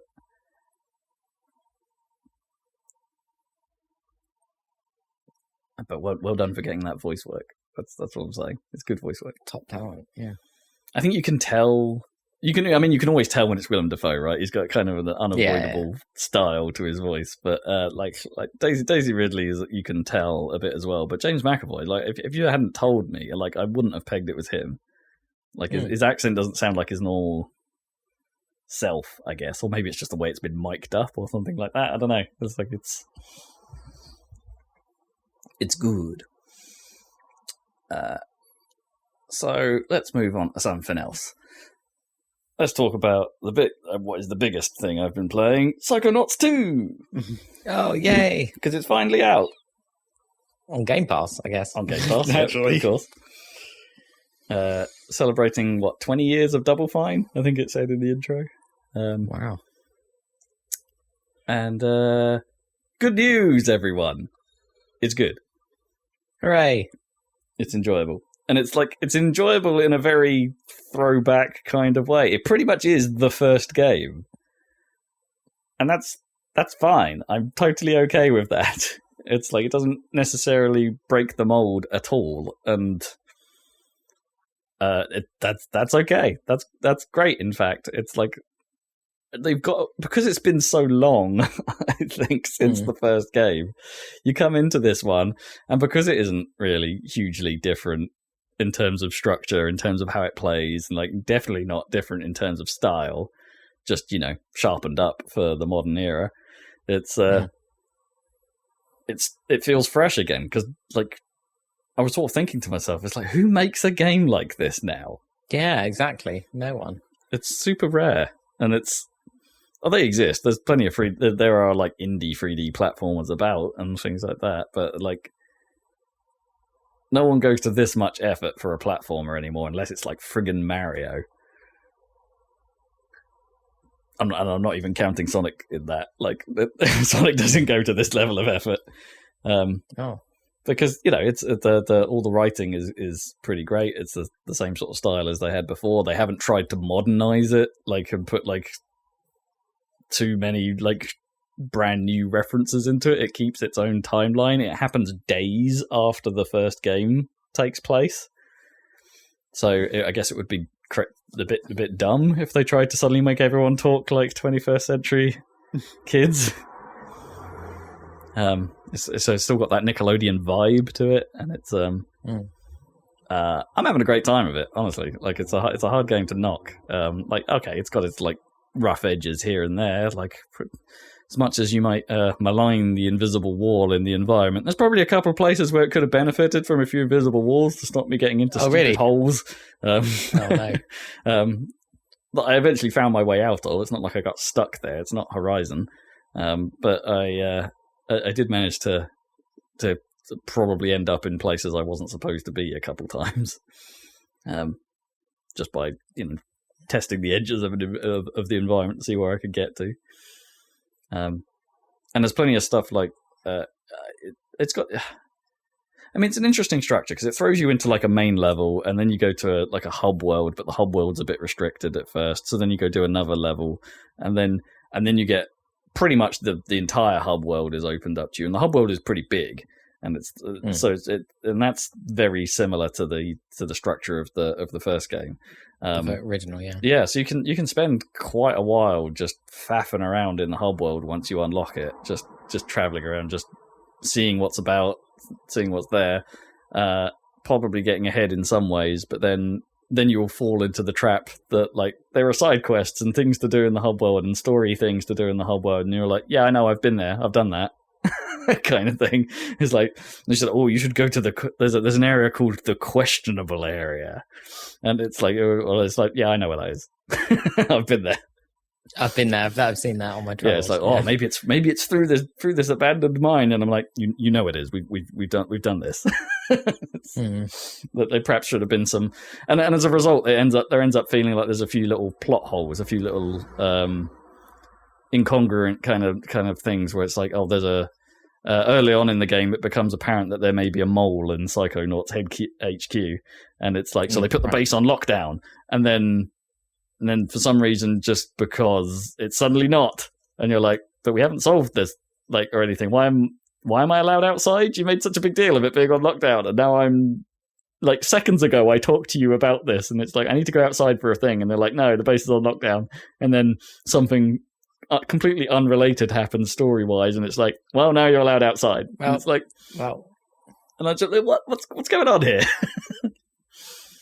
But video games, it's like they needed a reason to keep you in, I guess. But then they don't have a reason enough to lift it. Yeah. I mean, that's still a plot point. I haven't got to the point where I've figured out what any of that is or anything like that, or if it's important or not. But they just sort of decided it's not important at some point. I don't know. It's weird. Mm. I haven't yet encountered the milkman. He hasn't delivered the milk. He's got to be in there, though, right? He's got to be in there somewhere. I mean, yeah, famous. I have absolutely no idea how far through this thing I am as well, because it hasn't necessarily given me a particularly great sense of progression at the moment, because there's just so much faff in there. Well, not faff, but like it's entertaining. It's not faff in a bad sense. Like, there's so much stuff I've just been doing in the hub. Like in the hub world, yeah. And as I said, I've only really played 2 of the main levels so far. One of which is a throwback to some of the themes from the first level is basically a throwback to some of the themes from the first game, and whereas the second one has been basically a casino in someone's brain, which is great. Cool. If you imagine a casino mixed with being a sort of doctor in a former life, it was there's some interesting mashups going on there. Yeah, I can imagine. I'm having a really good time with it. It's great. Thank heavens it came back. Platforming mechanics themselves, like I mean, strip away all the awesome stuff. I mean, they feel like how if you've played Psychonauts 1, you know exactly what you're getting into. Yeah. They haven't really changed how any of that feels, cool, at all. So it's a bit like, if you want some specifics, it's a very floaty jump. Yeah, in that you gain height quickly, but then you sort of hover at peak height for a while and then fall. It's sort of strange, and you have a double jump, and you get a brief levitation to hover a bit further, fairly early in the game. And I'm hoping there must be ways of extending your jump, because I'm sure there are jumps I can't make yet, and yet I haven't found another way to make them. So I guess there must be some other extension technique I haven't got yet. But yeah, generally it's funny. You can still roll around on the ball like you could in the first game to get around places faster. Sort of like a bumper ball, I guess. A bit like that Mario Party mini game. You're rolling around it with a bit of momentum. So you can use that to your advantage to get up some speed and make some bigger jumps if there's where the area. But you can't use your double jump if you're doing it that way and things like that. It's like there's always a trade-off. It's got. I think the combat has been mildly improved a touch. Like, that doesn't feel quite as clunky as maybe it did before. It's a little bit cleaner where the hit zones are and things like that, and you've got a dodge roll, which I'm not sure you did in the first game. I can't remember it anyway. But yeah, you can properly dodge out of the way of incoming attacks, or you can grab something out of the air using telekinesis and throw it back at things. I've already encountered specific combat arenas that you can go into in like side missions and things like that, and it's like, these aren't the combat's good enough where you don't feel like this is a chore to do. Yeah, get me to the rest of the content. Yeah. Well, that's good. So yeah, I'm very positive on this thing so far. It is consistently funny, in both like writing and some slapstick here and there. It's good on you, Schaefer. Yes, still got it, Schaefer. After those games we were talking about earlier, I guess. Yeah, he was Day of the Tentacle, wasn't he? And Grim Fandango. Yeah, absolutely. Yeah, and Full Throttle. Yeah. And of course, Psychonauts 1. And they talk about, like, Rhombus of Ruin in this game quite a bit because the plot is all very sequential, and Rhombus of Ruin happens immediately after the first game, and then this follows on from that. And I don't really know what Rhombus of Ruin was. Was it like a VR experience or something? I think so. So it can be a little strange in its storytelling because they're referring to things that have happened in that. And although it gives you a little bit of a recap at the start of the game, they're like, there's kind of everything's implied that you know what they're talking about, which I guess, makes total sense in terms of the characters and the characterization. But like, given that I can't remember if Psychonauts 1 is available on Game Pass or something like that. I know you can probably play it on back compat, but given that they haven't like remastered Psychonauts 1 or anything like that ever, it's perhaps a bit of an ask to be like, oh, you needed to have played this OG Xbox game and a VR game in order to have the full picture right now. Yeah. Yeah. It's good. It's got a recap, but maybe, yeah, it's a bit more in-depth one and that you can watch at any time. It's something that had they written it with more of a time skip in the storyline, they could have gotten away from a bit, but because they're doing everything like this is effectively episode 3 in the Psychonauts story, I guess, like they're just one after the other, bang, bang, bang.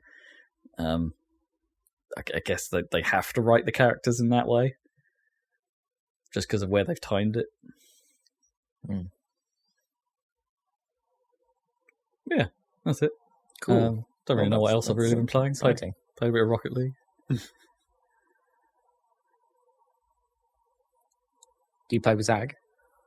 Haven't done so much actually of late. No. It's because you've been doing little mini sessions before dinner and stuff. Yeah, trying to sneak him in before Gnome comes home, that kind of thing. I did. I was I met up with the Cambridge crew over the bank holiday weekend, which was nice because I hadn't seen them for like a couple of years, and then not in person anyway.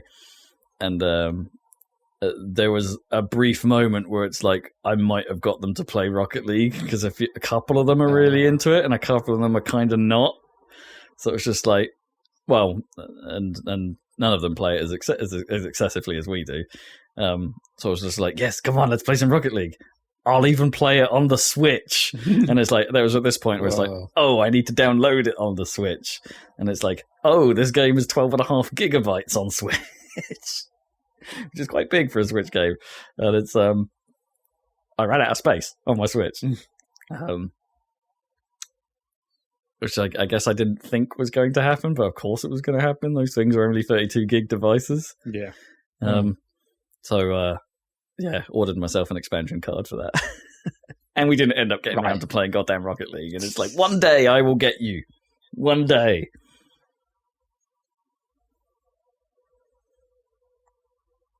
I can't remember what we ended up playing. I think we played some Pac-Man 256 in multiplayer. Because that's actually kind of enjoyable for a brief session. And until I can think of any more, introducing Zachary Burgess. Well, start with a cough. Yep, as always. Step one. Wake up the vocals. Step with one. the cough. You take your left hand. Yep. Step 2. Take your right hand. I haven't really played then much. You tell us what you've been playing. Yeah, I haven't played very much at all new, really. Well, not new, obviously. In general, even old stuff I haven't played much. Afterwards, I talked about Dwarf Fortress last time. I decided to be like, well, fuck, let's just see what playing a fully modern version of Dwarf Fortress is like right now. Like, what is it? What's the current state of the specially made, still called Lazy Noob pack? Even though that name is like so like 2000s, but Lazy Noob. Because the thing about that pack is that at this point it's not even the same people. Like it got put onto open source and then someone else took up development of it. So there was totally an opportunity for it to not be called that thing. But I guess the name was so ingrained in the community or whatever that everyone knows it as that. Yeah. Why not? Let's keep it going. But yeah, so I got a fresh install of that, and then tried to play a fresh map of Dwarf Fortress through that, which is I still don't. And then having played that for like quite a while, I was like, maybe I should try and make a video of Dwarf Fortress using some of the modern stuff, but mostly my vanilla version. Because the thing is, like, even in the mod pack version that I ran, well, firstly, I didn't turn on any of the graphics because I don't like. I'm so adapted to not graphics that the graphics actually look weird. You need your purest ASCII characters. Yeah, and so like it didn't really look any different. And then once I got in and was starting to look at there's sort of two different layers to the mods in the pack that is generally. Well, it's basically there's DF Hack, which is like actually modifying the game directly. So that actually like introduces the menu options and stuff within the game. And then you've got like the utility side, which are generally separate programs that you just run that link into the game and just pick up data. Oh, I see. Right.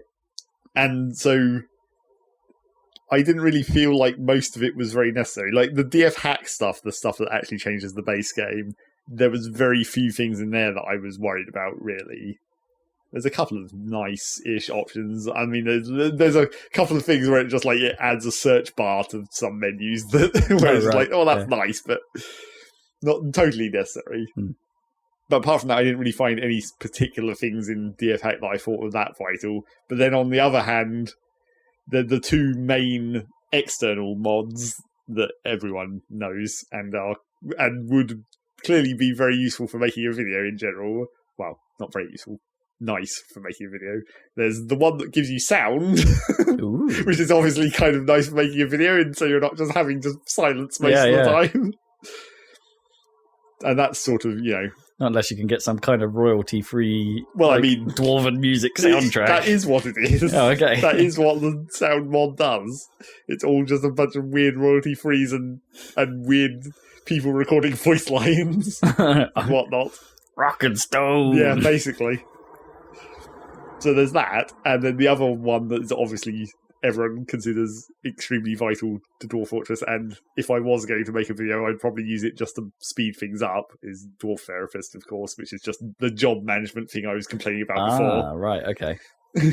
It's just an external program that lets you just click to select all the different jobs and shows you all the dwarfs in a list, so you can see like, oh, do I have anyone that can do this job, and what's their skill level with this job, and if it's not on, I can turn it on, and I can toggle it on and off, and I can adjust people's jobs, and it also goes. You can do all that through the tool. It adjusts the game as well. Yeah, you just have like you change all the stuff in the tool, and then there's just like a commit button that just sends it to the game. Oh, nice.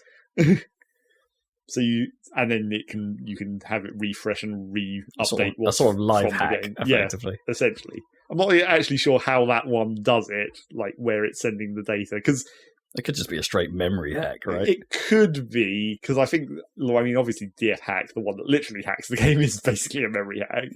And there were some older mods that were very memory hacky that actually don't work any longer because of like the binaries have changed or whatever.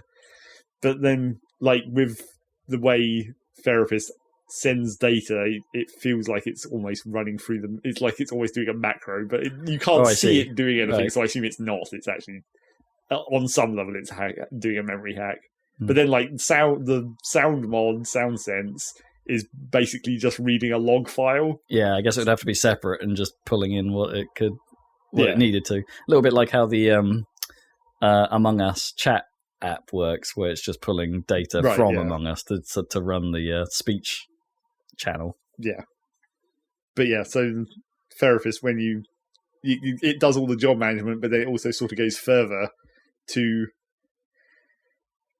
sort of reveal parts of how Dwarf Fortress works that are, it's like they're there and you can theoretically see this information, but it's so inconvenient that you like never do. Because when you look at a dwarf and you look into their thoughts and preferences screen, and it's just like a fucking 2 pages of text where it's just like it describes everything that they're thinking about and like whether that made them feel good or not, and like all their personality traits, and then like what religion they're a part of, and all their physical characteristics. It's sort of like Therapist lets you have all that information as well, but summarized so you can actually like, you know, have this extra information. So you'd be like, it has like a separate panel where it can be like, oh, how suitable to different jobs is this dwarf? Oh, I see. So it's like, if this dwarf particularly likes animals, then it gives them a bonus towards being suitable towards the animal caretaking jobs and that kind of thing. Which, like, you could theoretically go through every dwarf and look at this giant screen of text and find that information, but it's so inconvenient to do in the base game that you just wouldn't. You kind of like having the interface that just sort of perhaps has a plus horse next to it or something. Yeah, but like, it's weird to have that information because it's like, I don't know, it's almost like some kind of easy mode almost, where it's like normally it's such an inconvenience to look up that information that you don't bother, so you have to deal with the consequences. But now you have this information, it's like, oh, it's actually slightly easier to manage these dwarfs because I have this extra information which is technically there, but it's so difficult to look up. Yeah. But even then, that's not actually helping me that much, because then you run into the opposite end of that problem. Is now you have all this information and you can actually see it. You can be like, well, this isn't working, right? Because there's certain things in Dwarf Fortress naturally that still don't work 100% as you would expect them. The main one is the religion aspect, where like different dwarves believe in different gods, or well, not really believe. I mean, they believe in all of them, but they have different gods specific to them that they prefer. So you'd have to build temples you can build a generic temple where it's just like anyone can come into this temple, and then you can build like individual temples for all the specific gods. And then in the dwarfs' like needs, essentially, they have praying needs, but I don't know if there is a generic like need for religion stuff, but then you have all the individual gods' needs if that dwarf believes in them specifically. Right.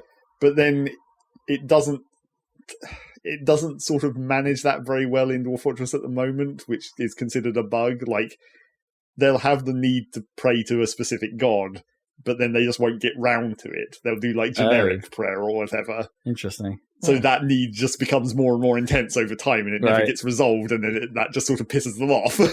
Yeah. Or that they haven't prayed to the right god. Yeah, to the specific, or like if they have multiple ones that they want to pray to, maybe it doesn't get to the bottom of the list or whatever. Like they deal with the top two, but they never get to that last one. And because of the way the needs in Dwarf Fortress, like, it just gets worse and worse over time, essentially. Like, the longer a need goes unsatisfied, it more and more negatively impacts their mood. So the fact that there's one that never... that need. Yeah, it doesn't prioritise the other way to actually get that one done. Because sometimes it will do that in certain... Well, I guess it's because they're all, like, the religious need... And because as I'm speculating, it doesn't prioritise the individual one of those religious needs that needs doing first. Because you will see there's, when you're looking at the unit list and it tells you what they're doing, there's 2 different versions of the like personal needs thing, where it's like, if it's green, it's just like they're just doing it because they've got free time. But if it's purple, it means they're doing it and they're not going to be doing anything else. Like, they're doing that because they need to do that, and you can't even tell them to get back to work. Oh, right. But then obviously that should be what handles those extremely important needs, but it just doesn't. It should kick in and be like, I'm doing this because I need to do it. Like, everything else will wait. Yeah.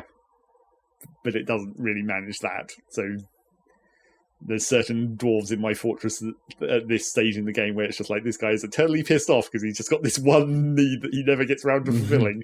And of course there's the one dwarf that I accidentally Is that not pissed life? Off. Well, yeah. There's the one dwarf that I accidentally actually pissed off when I had to kick out her arms out of the fortress because she was a werewolf. Or not actually, I forget what animal was it. Was it the were-giraffe, or was it the were... What?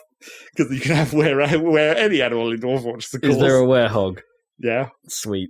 I think that... I don't think I've seen... I might have had a were-hedgehog at some point. But I think in this dwarf, it was a were giraffe and a were mole. I think were the two that turned up. What? So a were mole is considerably less terrifying to me. So it's like, you mean when at night when a mole normally comes out, You turn into a were mole. you get a were mole instead.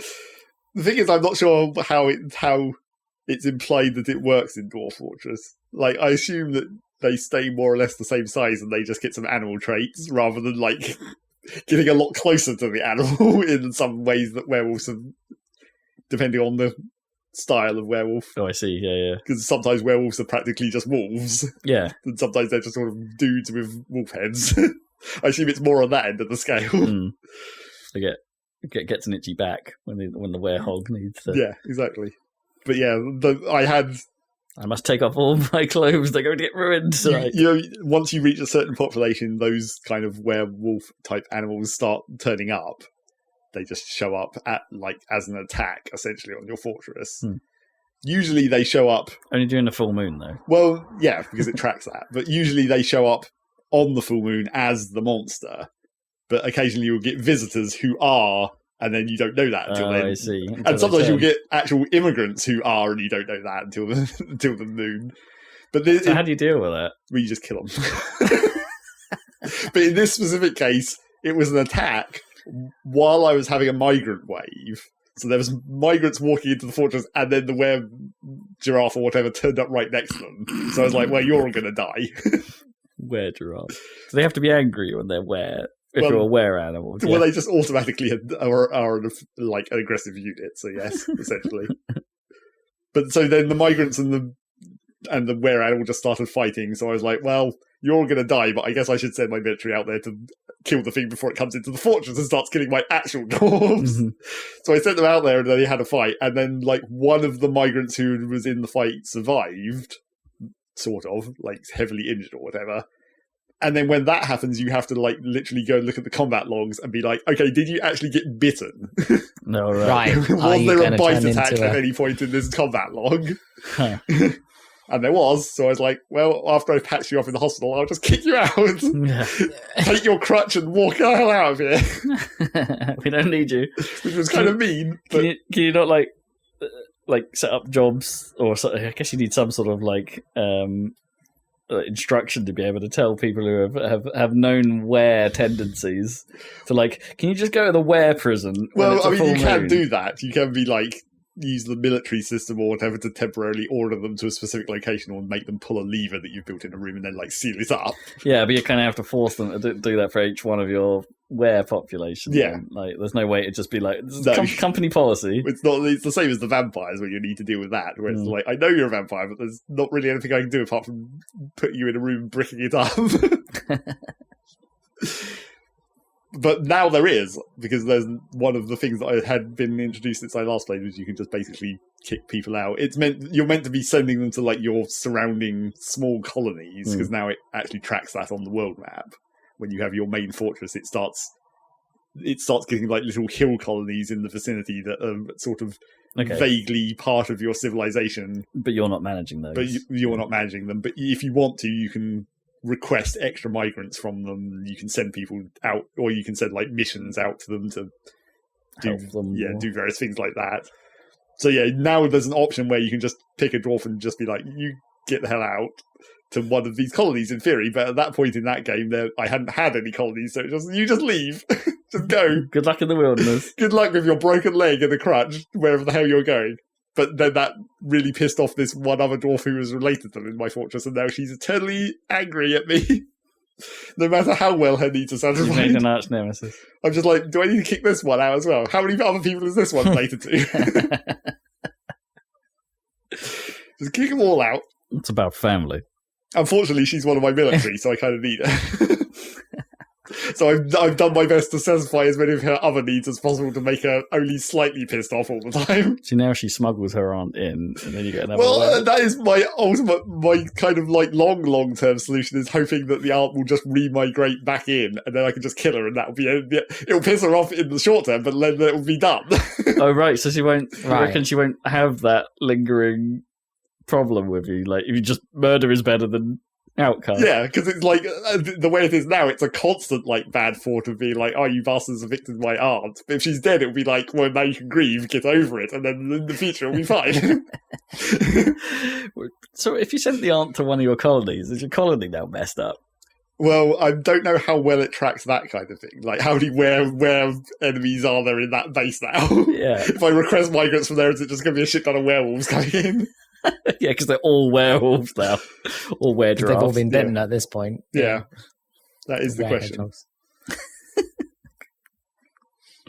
I mean, the were-animals are much less of a problem than the vampires.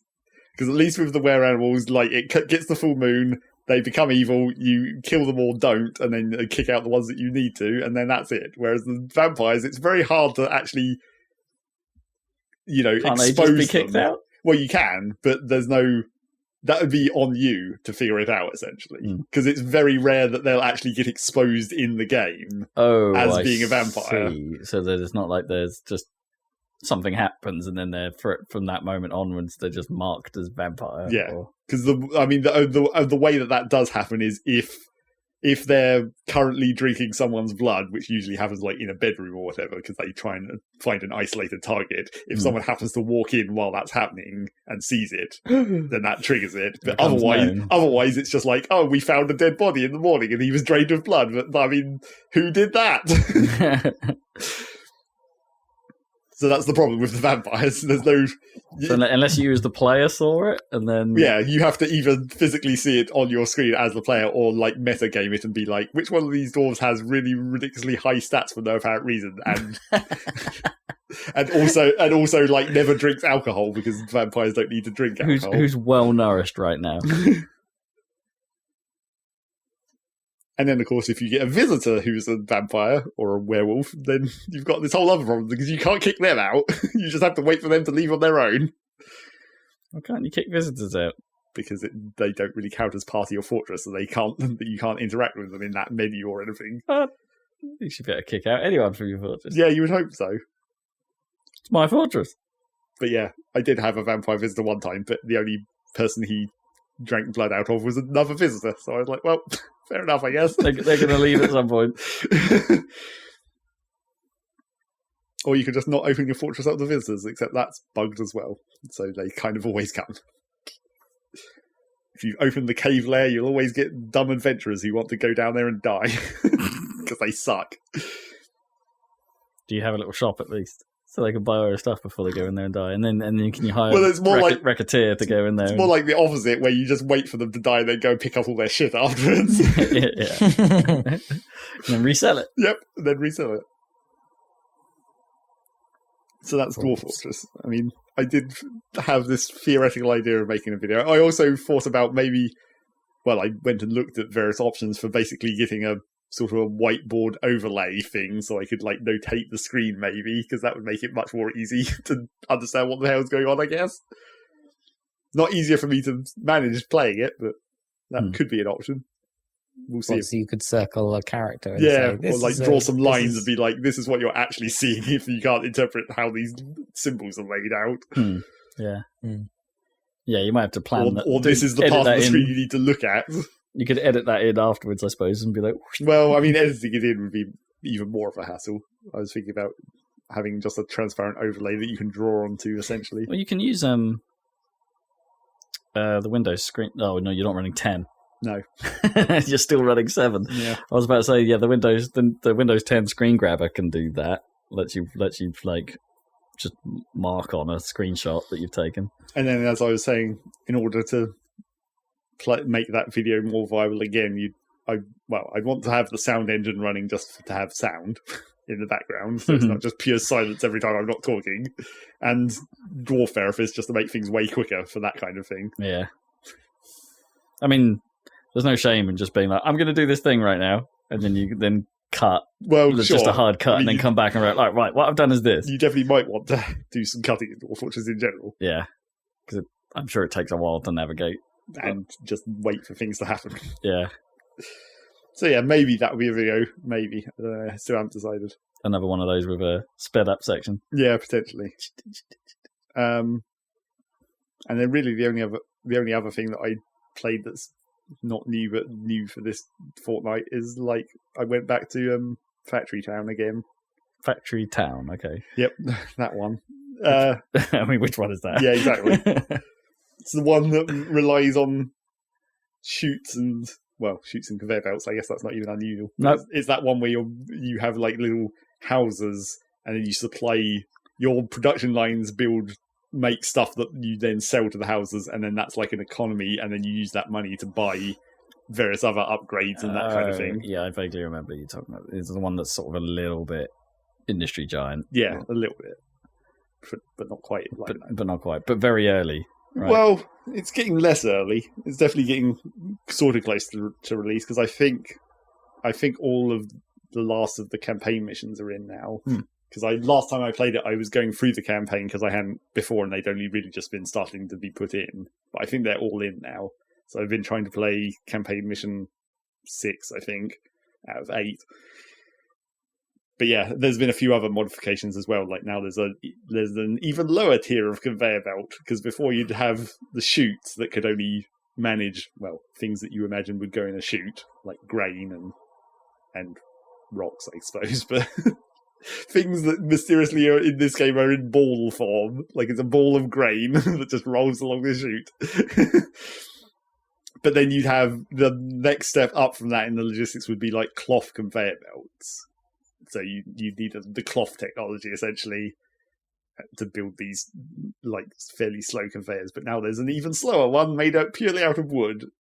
So you can get into the conveyor belt logistics aspect even faster, which is nice. Oh, I see. So the chutes, what are you having to build down hills? Yeah, because if you want, the chutes can't go uphill, so you always have to have downhill routes. Interesting. So it's a marble run of industry. Yeah, essentially. But really, chutes aren't even that useful.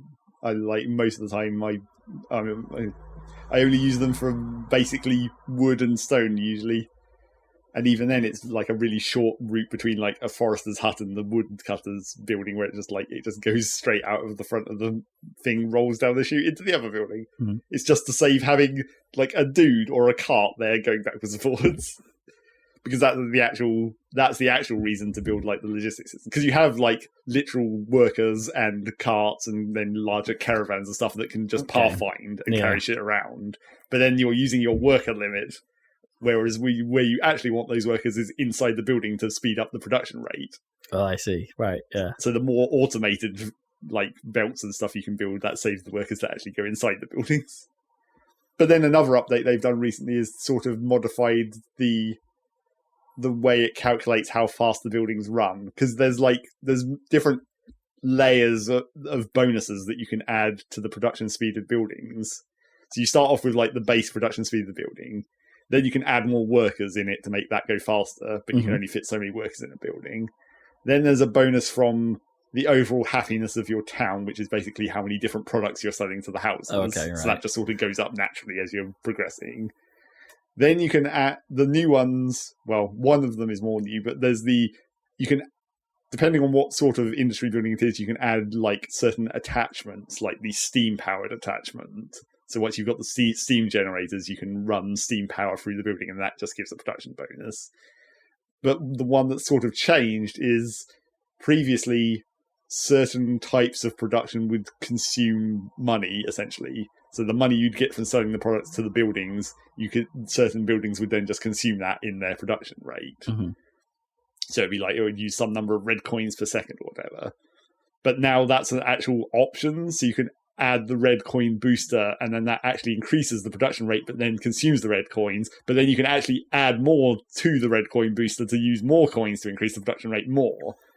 So now you've actually got a sort of, because previously the economy was almost pointless, because you just get money and virtually everything you'd spend it on would be like a one-time cost, so you just constantly get more money, and your bank balance would just go up forever, and then you never need to worry about that ever again. You could just come back, like if you wanted to build something that was hella expensive, you just leave it running. Yeah, you just wait for a minute and do something else, and then you'd have enough money. But now that you've got this actual way to spend money over time directly, and it's controllable rather than the old way where it was just something that you had to deal with, because it was always there. Now you can choose to have it, and you can choose how much of it to have. So you can be like, you can look at your like, how many red coins per second am I making from selling shit, so I can spend that much on boosting the production of these specific things. Interesting. How much am I paying my workers? Yeah, essentially. Except not really, I guess, because most of them don't get paid. Most of the buildings don't have any coin boosters on. Well, I mean, none of them do. They basically got rid of the idea of any building having a default coin cost. So, right. So basically everything's free? The production rate of everything is free, but now you can add the booster to any building, essentially, to just get that bonus production rate. It's a pretty sweet deal. Yeah, pretty much. So yeah, I've been trying to get through this mission, but the thing is that as I've got into the later missions, it's feeling more like undirected. Like in the early missions, it's very specific for being like, build these, because you have limited options. So it's like, build these things, achieve this goal, and it's really obvious how it wants you to do that. Right. But at this point, because it's unlocked so many of the options, it's like, well, you need to get to making air crystals in the air temple, that means you have to get so many other production lines that lead up to that point. You're just just playing the normal game almost. Right, yeah. So the campaign hasn't dropped you in a scenario where it's like, well, this is a bit finicky, right? How do I? No, not really. And a lot of the systems of that game are sort of anti-finicky anyway, where it's like, they introduced a concept a couple of patches ago, I think, where like certain areas of the land have an affinity for a certain product. So it's like, if you've cut down a forest, probably the land underneath has an affinity for forests. So if you build a forester hut there and grow trees, they grow better. I see, right. And then like for farms, there's the same effect for different kinds of crops or whatever.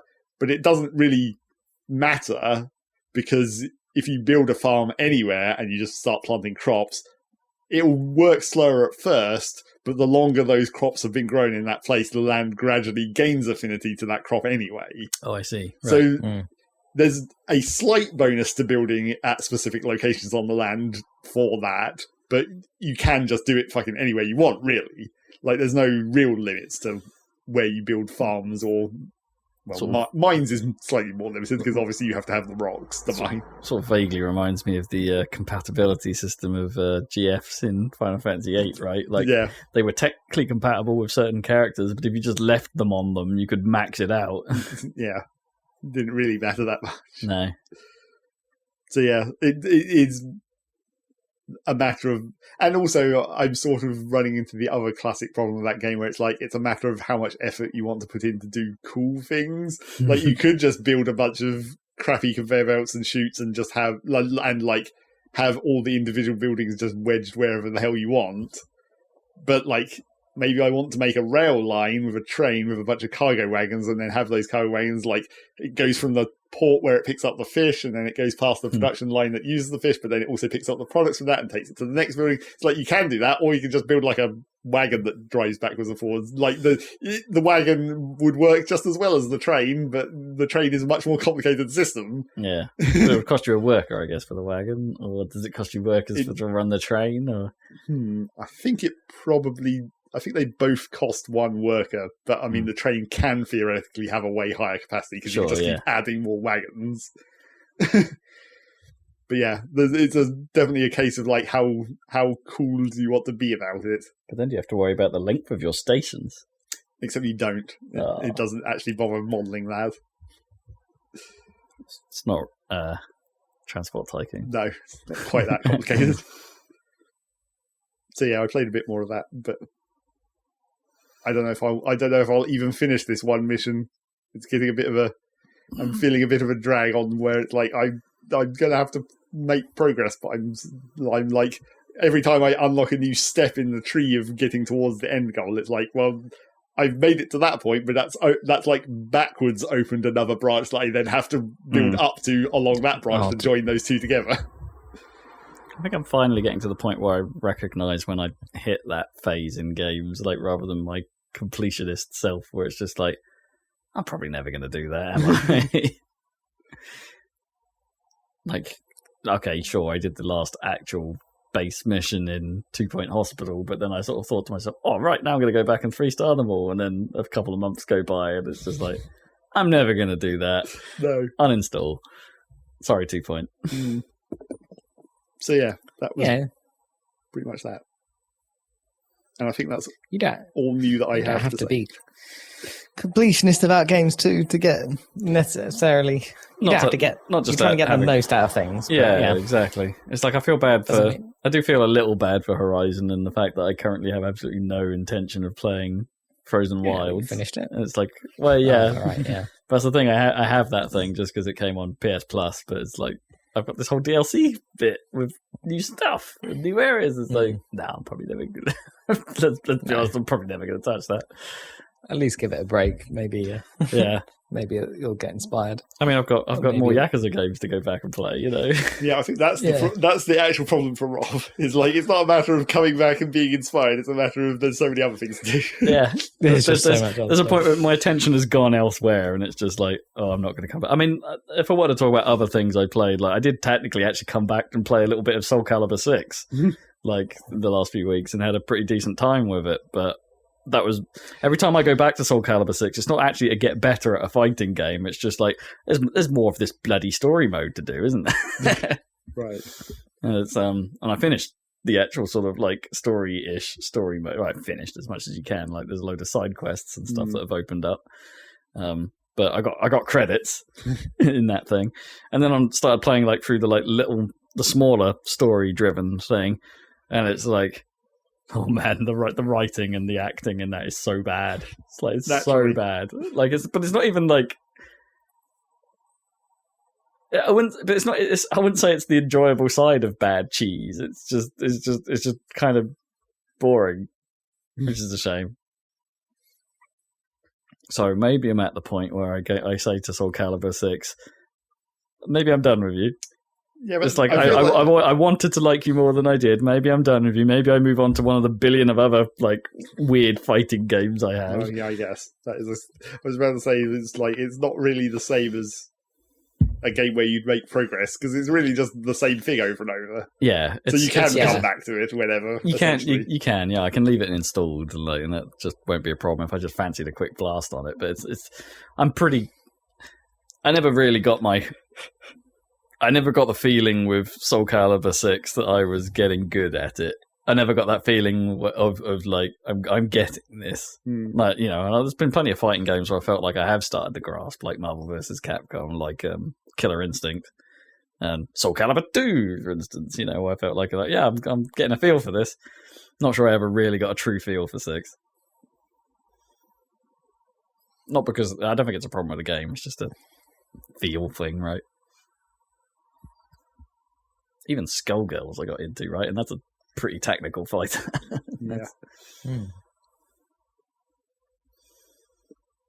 Which apparently they are still updating. Like, oh, really? Like, even though they kind of said they weren't, right? Well, Lab Zero kind of isn't a thing anymore. But there's a new character that's currently in the alpha channel for the game, like that they're talking about, and Sonic Fox has obviously been posting like videos on Twitter of him absolutely kicking ass with this new character, as he does. Yeah, Skullgirls, hell of a game. What Zelda have you played then? Yeah, where are you at? Well, I seem to be, even though you can do it in any order, I seem to be going around in the same order as I did the first time for some reason. Went up Death Mountain. I think I just went to the the tower, being like, oh, I'll unlock that tower because it's right there. And then I was like, oh, I'll go to the mine and I'll get the fireproof lizards, and then I'll just wander up there and get the armor, and then before you know it, you're in the Divine Beast up there. Right, to be honest, is it just because I forget like how the map sort of looks in Breath of the Wild? Is it like just because there is stuff in a sort of close together line, and you're kind of like naturally drawn? I'll just do what's nearby. Well, I mean, it is up the right-hand side of the map. Zora's the main, and then basically Death Mountain. There's a bit of Akela in the middle. Yeah. You don't really, if you don't go up that side, you go straight up Death Mountain, essentially. Yeah, I didn't actually turn right, so I haven't gone to Akela or whatever, and I haven't gone to the other tech lab yet and done all that stuff. Oh, right. Yeah, and then having done the Death Mountain, it's like, well, the Korok Forest is right there. Yep. I'll do the Lost Woods, and then, yep, that's the same. The frame rate tanks as soon as you go into the Korok Forest, just as ever. And then it was like, well, I don't have enough hearts to get the sword, so I'll just go and use the respec statue in Hatano Village to get the hearts I need, and then switch it back. I don't remember if I did that the first time, but I thought might as well. No, I think it was quite a gap for me, like between finding the Master Sword and then coming back when I had enough hearts. I always think that get was quite a stamina when I lengthy start period. the game. Yeah. But with that respec statue, you can just trade all your stamina back in for hearts for just for the sake of getting the Master Sword. Oh, wait, so you just do it and then trade it all back into stamina again? Yeah, and then trade it back. Yeah, you lose money, but not much. Yeah. So I did that. But yeah, I should probably go up and check out, do some more exploring now. Because I was thinking, there would be a load of, the big gap between them. But in fact, I just ended up doing these quite quickly. This one, at this point, it should be a bigger gap because you need to actually get to Rito. So you've got to go up that whole side of the map, essentially. Yeah, I've been over there trip, as far as the fairy fountain, whatever. But I haven't been up to the village and done all that stuff yet. And then you've got the whole, and then it's like getting the armor for the cold or whatever. Yeah, there's quite a few. There's quite a, like the Rito town had like quite a few side quests that you could actually do before the Divine Beast as well. Yeah, exactly. That's what was missing from the Goron city. Like there aren't any. There's like two, right? There's the one where you have to go and help those guys digging a hole, and that leads to a shrine, and the one where you have to fight the Talus, which isn't really a mission exactly. It's just like you're just going to fight that anyway, probably at some point, accidentally, even. Exactly. So if you did go around the map the other ways, I forget how the enemy leveling in it works. Is it like you have a hidden stat basically, right? That levels up so if you went, say, to the snowy area immediately, like you're just going to get owned. Well, there'll probably be on average higher level just because of the area, but there's like the you'll still see red ones or whatever instead of all blue. Right. Yeah. If you go early. When Gary, my former flatmate, did it, first time he went to the desert first, which that's definitely the hardest. Divine Beast boss. And I didn't enjoy got that the fight. Yiga clan. So if you trigger the Yiga clan at the start of the game, you fucking turning up the whole game. Yeah, so I definitely do that one last. I think the Yiga clan scale as well, though, right? If it's sure. in the early game, you only get the little dudes instead of the big dudes. Yeah. Maybe that'd be good, just so you can harvest their bananas. Yeah, there's plenty of other places to harvest bananas. Well, there kind of isn't until you find a sort of tropical area, right? And until you go to the jungle, which was like the last area I went to. And there are other before mighty center options. Other mighty options. Mighty options. Well, yeah, sure. It's because there's nothing in there. There's stuff, but there's no. There's jungle is like the only there's no plot area that has there. no plot. Yeah, really. There's a whole fishing village there that doesn't really have a plot, right? And one of the dragons, and I think there's a few little side quests, isn't there, around the village? Yeah, there's a love one or whatever. Yeah, there's always a few, and some shrines. I wonder how hard a time I'd have going back to that game now, because obviously I haven't played it since. Oh, you get back into it. Well, since you took the cartridge back, and then Zach's got a digital copy, so stupid Switch profiles. I wonder, because I never finished it right in my playthrough. I spent God knows how many hours in it, and I just never actually went to Hyrule Castle. No, I mean because it's the last thing you want to do, isn't it? Yeah. And I don't think I ever did any of the Terrytown stuff. Right.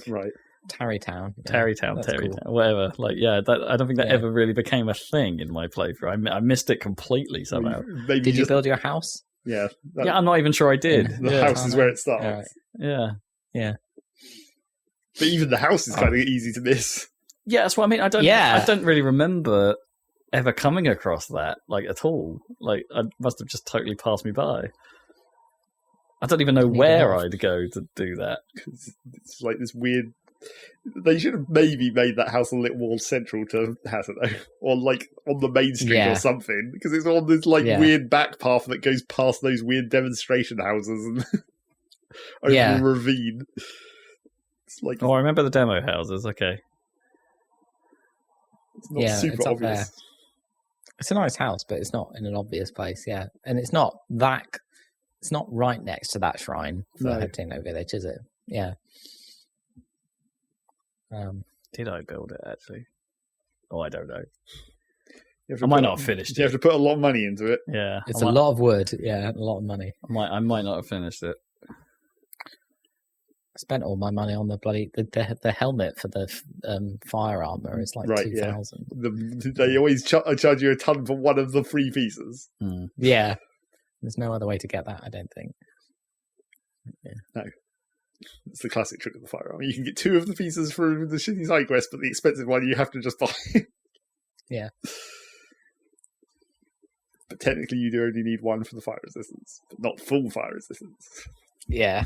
Well, I wanted to upgrade to flameproof or whatever. Yeah, so that wasn't too bad.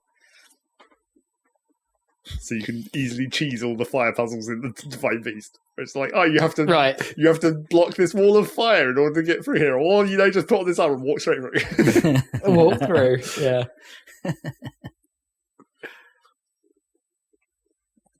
So cheese. Some of those shrines are like, some of them are so short, and some of them are like almost as long as some of them, not as the Divine Beast, but some of them are long, right? Weirdly. Yeah. I don't know. Yeah. What a game. Depends how much legs, I guess, each concept really had. And they just said, yeah, that's about right. Yeah. Let's continue with it.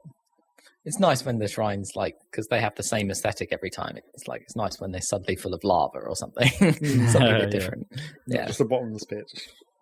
Yeah.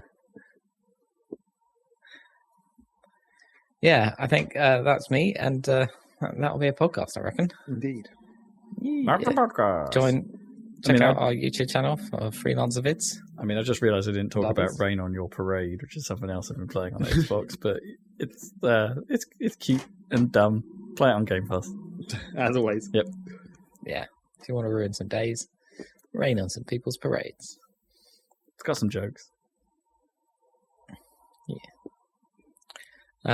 Yeah. So, and we'll be back in a couple of weeks for another Saladcast. Yeah, boy. Thank you. Goodbye.